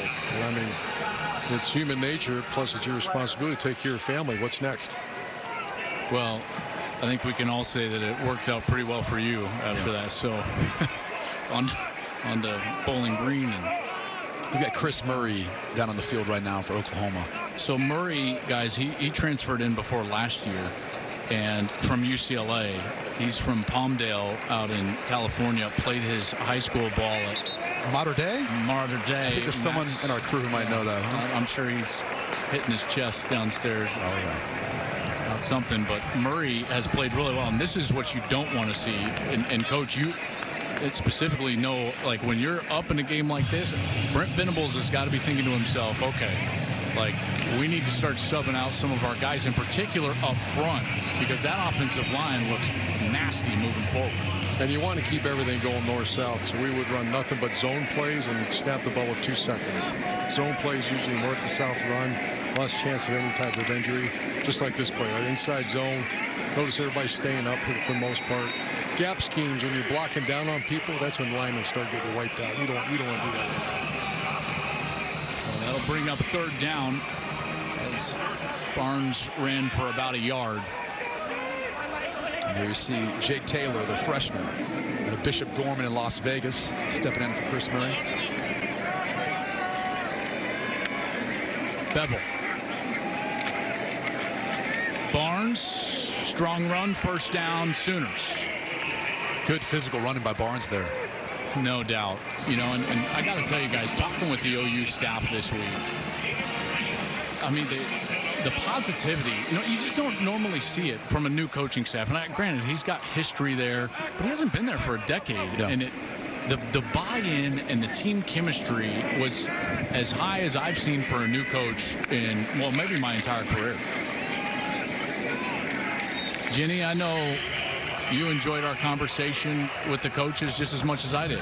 Well, and it was so interesting to get their take, but I think, Joel, I mean, we all remember how shocked we all were when Lincoln Riley makes the decision, goes to USC. I mean, these were players that were really struggling at the time because they didn't understand, and there was that uncertainty. But I want to go back to that conversation I had with Danny Stutzman, because he said it was a team that was stressed because we didn't know our future. But the moment Coach Venables was named our head coach, we knew we were in good hands. It was an unspoken total buy-in when we heard his name. He loves us. He appreciates us.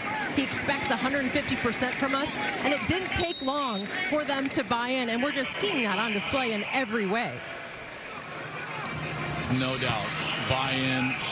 They feel like they have gotten stronger. Their strength program was as good as they felt like they've had in a long time in the offseason.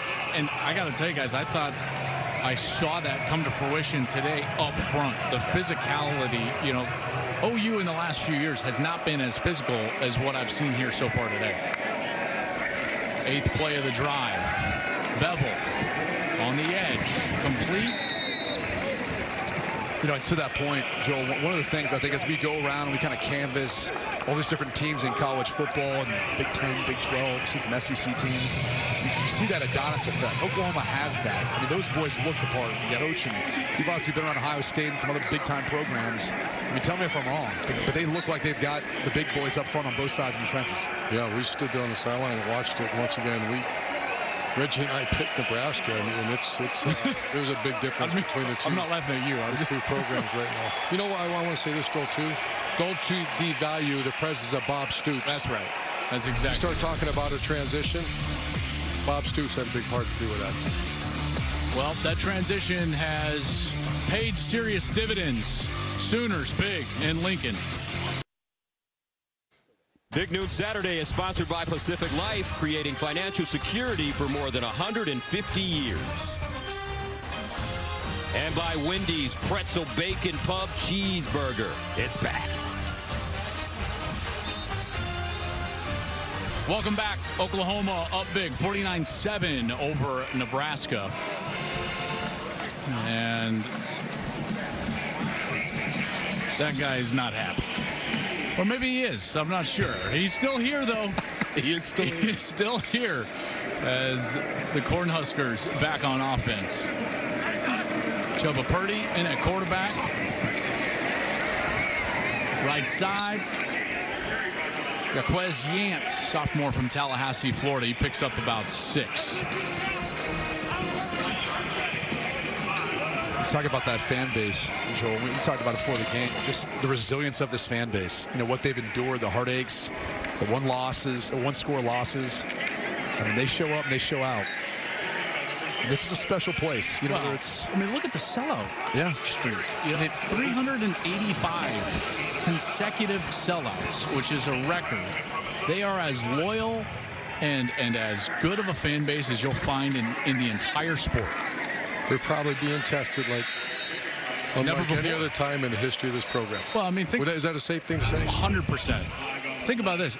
Tom Osborne, yes, he was great, and everyone's thinking like, oh, the 90s never. He never won less than 9 games ever in his entire career. Like, that's what these people, Bob Devaney, these people have seen some of the heights of college football. This matchup has seen the heights of college football.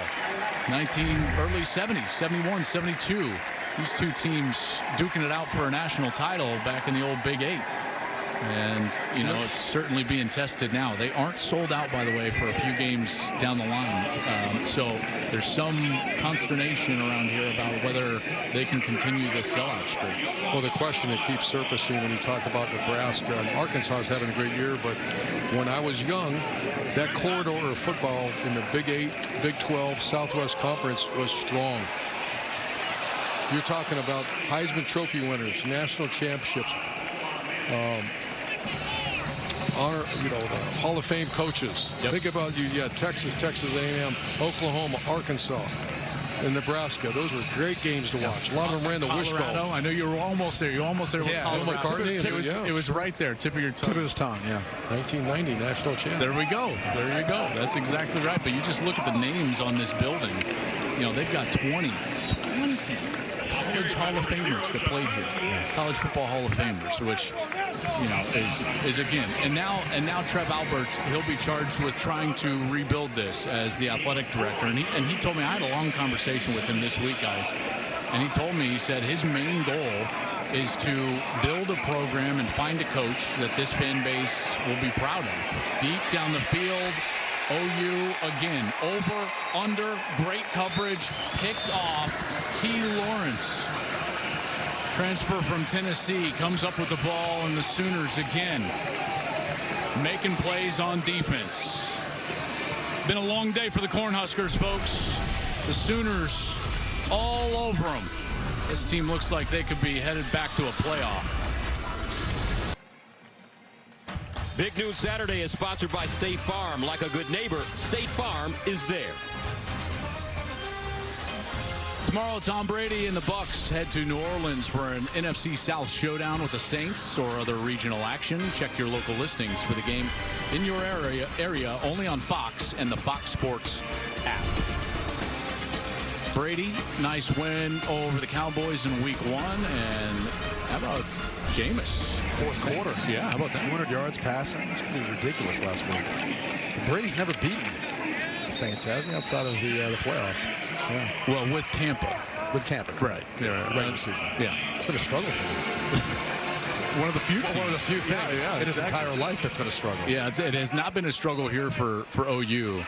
And, you know, they have over 300 yards on the ground. And granted, this second half has been a lot of this guys just giving the ball to their young backs. But, you know, this culture, this mentality, what they're trying to build, Coach, you know, you achieve what you emphasize in this sport as a coach. And Brent Venables has been around the best. He was with Stoops. He was with Dabo Sweeney. He's been the coordinator in 8 of the last 22 national championship games. You know, so he's been to the mountaintop. And he said to us this week, and I thought this was, you know, a great line, really. He said, you know, Joel, they don't put championship rings on smooth hands. Wow. And I was like, I love it. That's strong. I immediately wrote it down, and I was like, I'm stealing that. And he's right. You know, you've won championships. You've done it at every stop that you've been at, Coach. It's hard. It's hard work. And Brent Venables is in for the hard work. Yeah, and I used to, you know, when you get with around, whether it be a new coach or incoming players, you count on your veterans to help you with that. And when you have great veterans in your organization, they help sell the point. I mean, the championships are miserable to get to that point. There's no other way. It's another great line. It is absolutely miserable. It's hard work. It's pain. It's tears. You know what? And how do you get the muscle to grow? You tear it apart. I can attest to that because we covered you on some of those championship years, and you were miserable. Yeah, you didn't seem happy. There were so, you know, all loving. I mean, in a loving way, Coach. At the end, you're very happy. That's right. We'll be right back.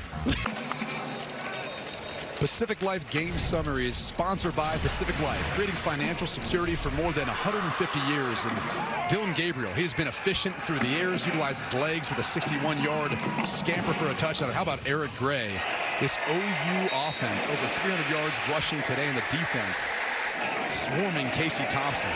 Tackles for loss, penetration in the backfield. It's been a dominant performance, guys. They've had 9 tackles for loss. Brady, they've had 9 rushes of over 10 yards. So again, it's not just one side of the ball that has been able to be dominant so far today. As we tick down towards 8 minutes to go here in the fourth quarter. Balanced attack so far, and it has been all year. And the Sooners team looking to get back where they have been. You know, you talked about that balanced attack. I talked to a great coach one time. He always said he used to look up at the scoreboard, said 250 yards rushing, 250 yards passing. Joel, can you guess who told me that? Was it Coach Meyer? It was. Yeah, it was. I remember those conversations. That was in the early years when he jumped on with us, you know, in Big Noon, and talked a lot about that balance, Coach. In the month of November, you better be able to run that football. When you start getting a championship time and conference championship time, and you better be able to stop the run. Oh, free rusher again, and he steps away. Purdy does a great job, finds a receiver down the field. That's Oliver Martin. What an amazing play from Purdy. Again, a free rusher. That was Jaron Kanek, the freshman that they're so high on. Purdy escapes out of the pocket on the outside, an 18-yard completion to Oliver Martin. And you start mixing in some backups. And some of those pressure looks can give some guys issues with the communication once they get in there. There's no doubt. Well done by Purdy. You know, this team, they've been to the playoff, right? They've won the Big 12. Gosh, they've owned the Big 12. But folks and guys, like, there seemed to be a ceiling with the way they played defense. You know, in the last since Coach BCS started, you know, late 90s, there's only a couple of teams that have won national championships without a top 25 defense. LSU is the last one I can think. LSU is the last one, and I believe the Cam Newton Auburn team had like a 28, 30, something like that defense. Other than that, you better play defense, and Oklahoma has been woefully short of that in those playoff appearances. And it came back to haunt them. And we've talked about this on the show, too. I mean, you talk about development and getting guys to the NFL, recruiting guys who've got that sort of talent and ability. And that's been something that's been lacking, not just at Oklahoma, but really the Big 12, Coach. That's been something that I think has been a little bit missing once they've gotten to the college football playoff, is you'd have to go up against those more talented teams. Well, great conversations. When you say play great defense, that's a team thing. That's how you manage a game. That's taking care of the ball. That's at times maybe not going tempo and slowing things down if you're struggling or one of your top players are out. And so the offensive coordinator has an obligation to do what? Play great defense. The quarterback coach, play great defense. Take care of the ball. Don't put your defense in bad field position. That's a team thing, not just everybody wants to jump all over the defense. That's a team thing. That was Irvin with another really nice run in the 22 for Nebraska. Nebraska crosses over now at the 40-yard line. First down, Purdy down the middle of the field, almost picked off. And that was Key Lawrence again with his hands on the football. He had eyes on Purdy the entire way there. A.J. Rollins, the tight end, was working up the middle of the field. He was open for a split second. Purdy just a tad bit late. Just an interception. You know, Brady, let's talk big picture about Nebraska and just the history of this great game, this great program here. Every school, when you look back, I think about Steve Spurrier of Florida, the fun and gun offense. Everyone has their little niche. The niche of Nebraska football in the day was player development. And like we talked about in the show, 1969 was the first strength coach ever hired in college football history. From that point forward, what was Nebraska known for? Running the football, controlling the line of scrimmage, and just these monster offensive linemen, defensive linemen that won Outland trophies and Heisman trophies and national championships. Nebraska, I think, has to go back to that. It has to be player development at the highest level. That's one thing that they were for a long time, not just in 1969. There's Irvin again, nice run, but you know, at the forefront, they were at the cutting edge. Husker power, that weight room. I mean, they were ahead of people for 20 years, 30 years. Strength, nutrition, the way they trained, everything. And now everybody is caught up. And that's one of the things that Trev Alberts talked to me about is getting back to that developmental program. You know, where they can take 3 stars and make them play like 5 stars, and they feel like they can do that here. And you think about in recent history, I would put Mark D'Antonio, I would put the Wisconsin coaching staff, and then the guy that we all have great respect for, Kyle Whittingham, in that category. They're developers, they're program and player development people. Yep. It's certainly how this side of the division has been won in the Big Ten. That Big Ten West has been won with line of scrimmage, ball control, complementary football, whether it's been Iowa winning or Wisconsin winning. Heck, guys, Pat Fitzgerald is a developmental guy, and he's done a great job at Northwestern, and that's what people around this program hope that they can become here moving forward. Pitch and catch on the outside. Good broken tackle. Brody Belt, junior from Omaha. The 2 years prior to Boyd Ebley getting hired in 1969, they won 6 games. From the point after, they won for 33 straight years, 9+ wins. Think about the development.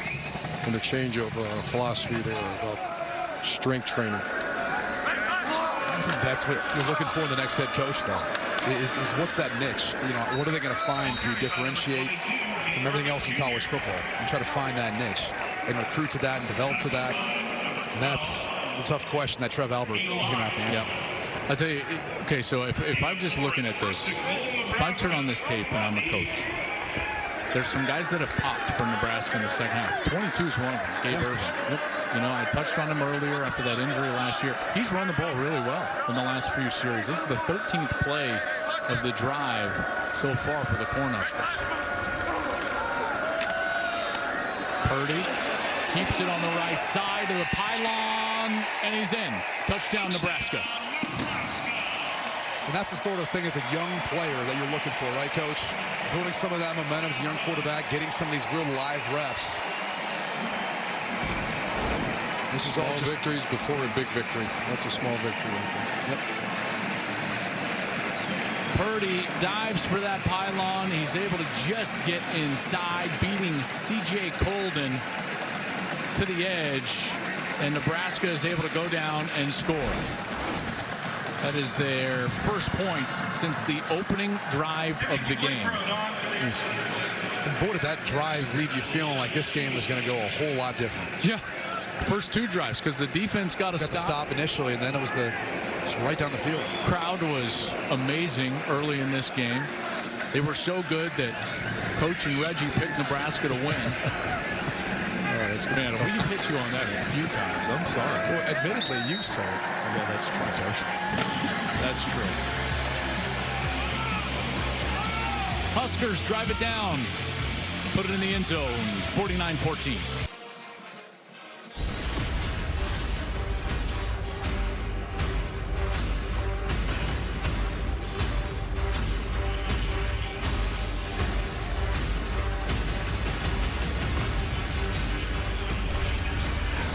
Welcome back to Big Noon Saturday. Nebraska is able to get some points. First points since the first series of the game. OU still up 49-14.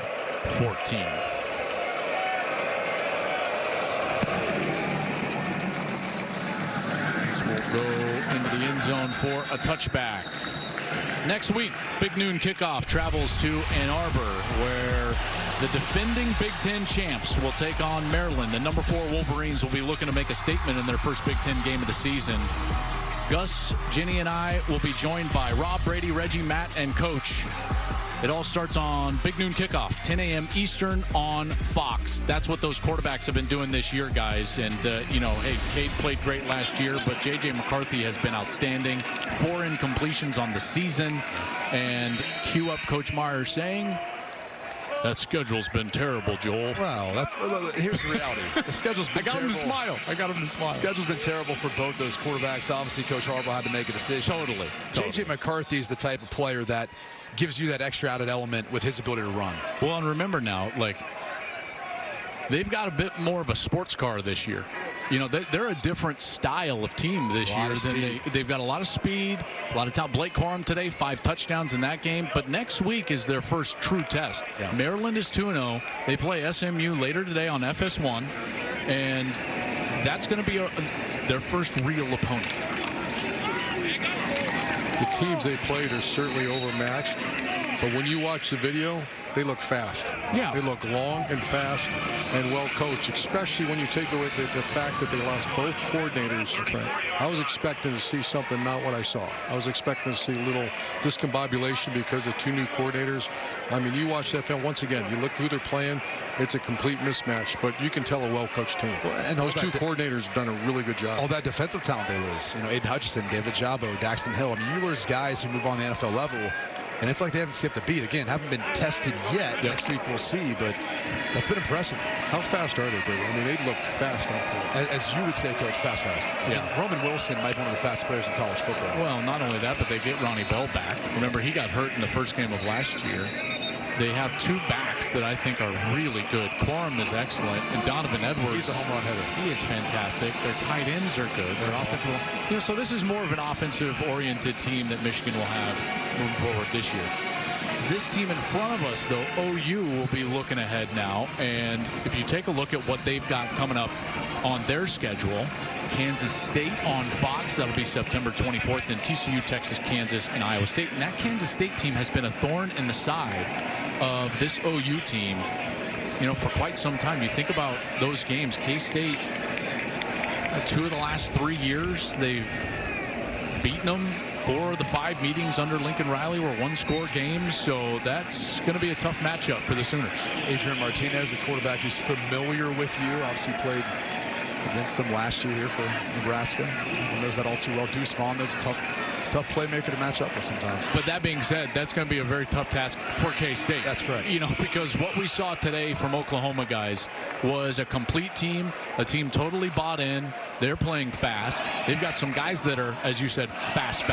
Their quarterback is smooth, and probably the most impressive point of this game for me, those 2 lines of scrimmage, offensive line, defensive line, totally dominant.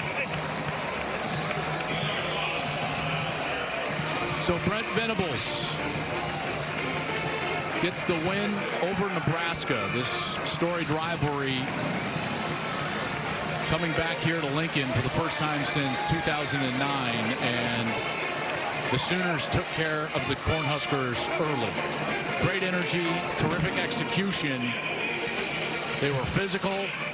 That is a really good football team, folks. And Jenny Taft is with their head coach, Brent Venables. Well, congratulations, Coach, on this win. It really was such a complete performance, balance all around. So I got to ask, what was the highlight for you today in watching this one? The highlight? Probably the first half. You know, the way our guys came out in the first half, everything on both sides of the ball. The first drive was a little shaky, but our guys, how they responded. I love the attitude and the hunger in the locker room at halftime and the way we came out in the third quarter and really slammed the door on it. You know, not being satisfied, not being relaxed. I think the hardest time to coach is when you're having success. And so really proud of the maturity and the poise, the determination these guys showed all day. One of your sayings is, it ain't good enough. I saw you coaching with 2 minutes left. You were still grinding on your guys. What were you being said? How do you nitpick this performance? Well, again, you know, we've got a lot of young guys in there that we're going to have to count on. We've got to develop our team. And they need to go through it, you know, and some failure along the way is how you get better. But the standard doesn't change. You know, when they go in, they need to play to a standard. And so we're going to coach the same way. Congratulations. Thank you. Appreciate it. Well, the Sooners certainly proved a point, and I tell you what, this team is very good. Fellas, last thought? Yeah, I kind of like what Coach just said there. The standard doesn't change. Kind of gave me chills right now. When you think Oklahoma football, you think of what you just saw there. That was a thorough beating. I just love the physicality. You know, different from what we've seen in past years with Oklahoma, bringing back that on both sides of the trenches. That's going to bode well not only through Big 12 play, but what could be there for them at the end of the season, match up with some of the best in college football. Hey, fellas, I appreciate it. Great conversation up here. Folks, Gus is going to be great and ready to go next week. The final score here at Memorial Stadium, Oklahoma 49, Nebraska 14.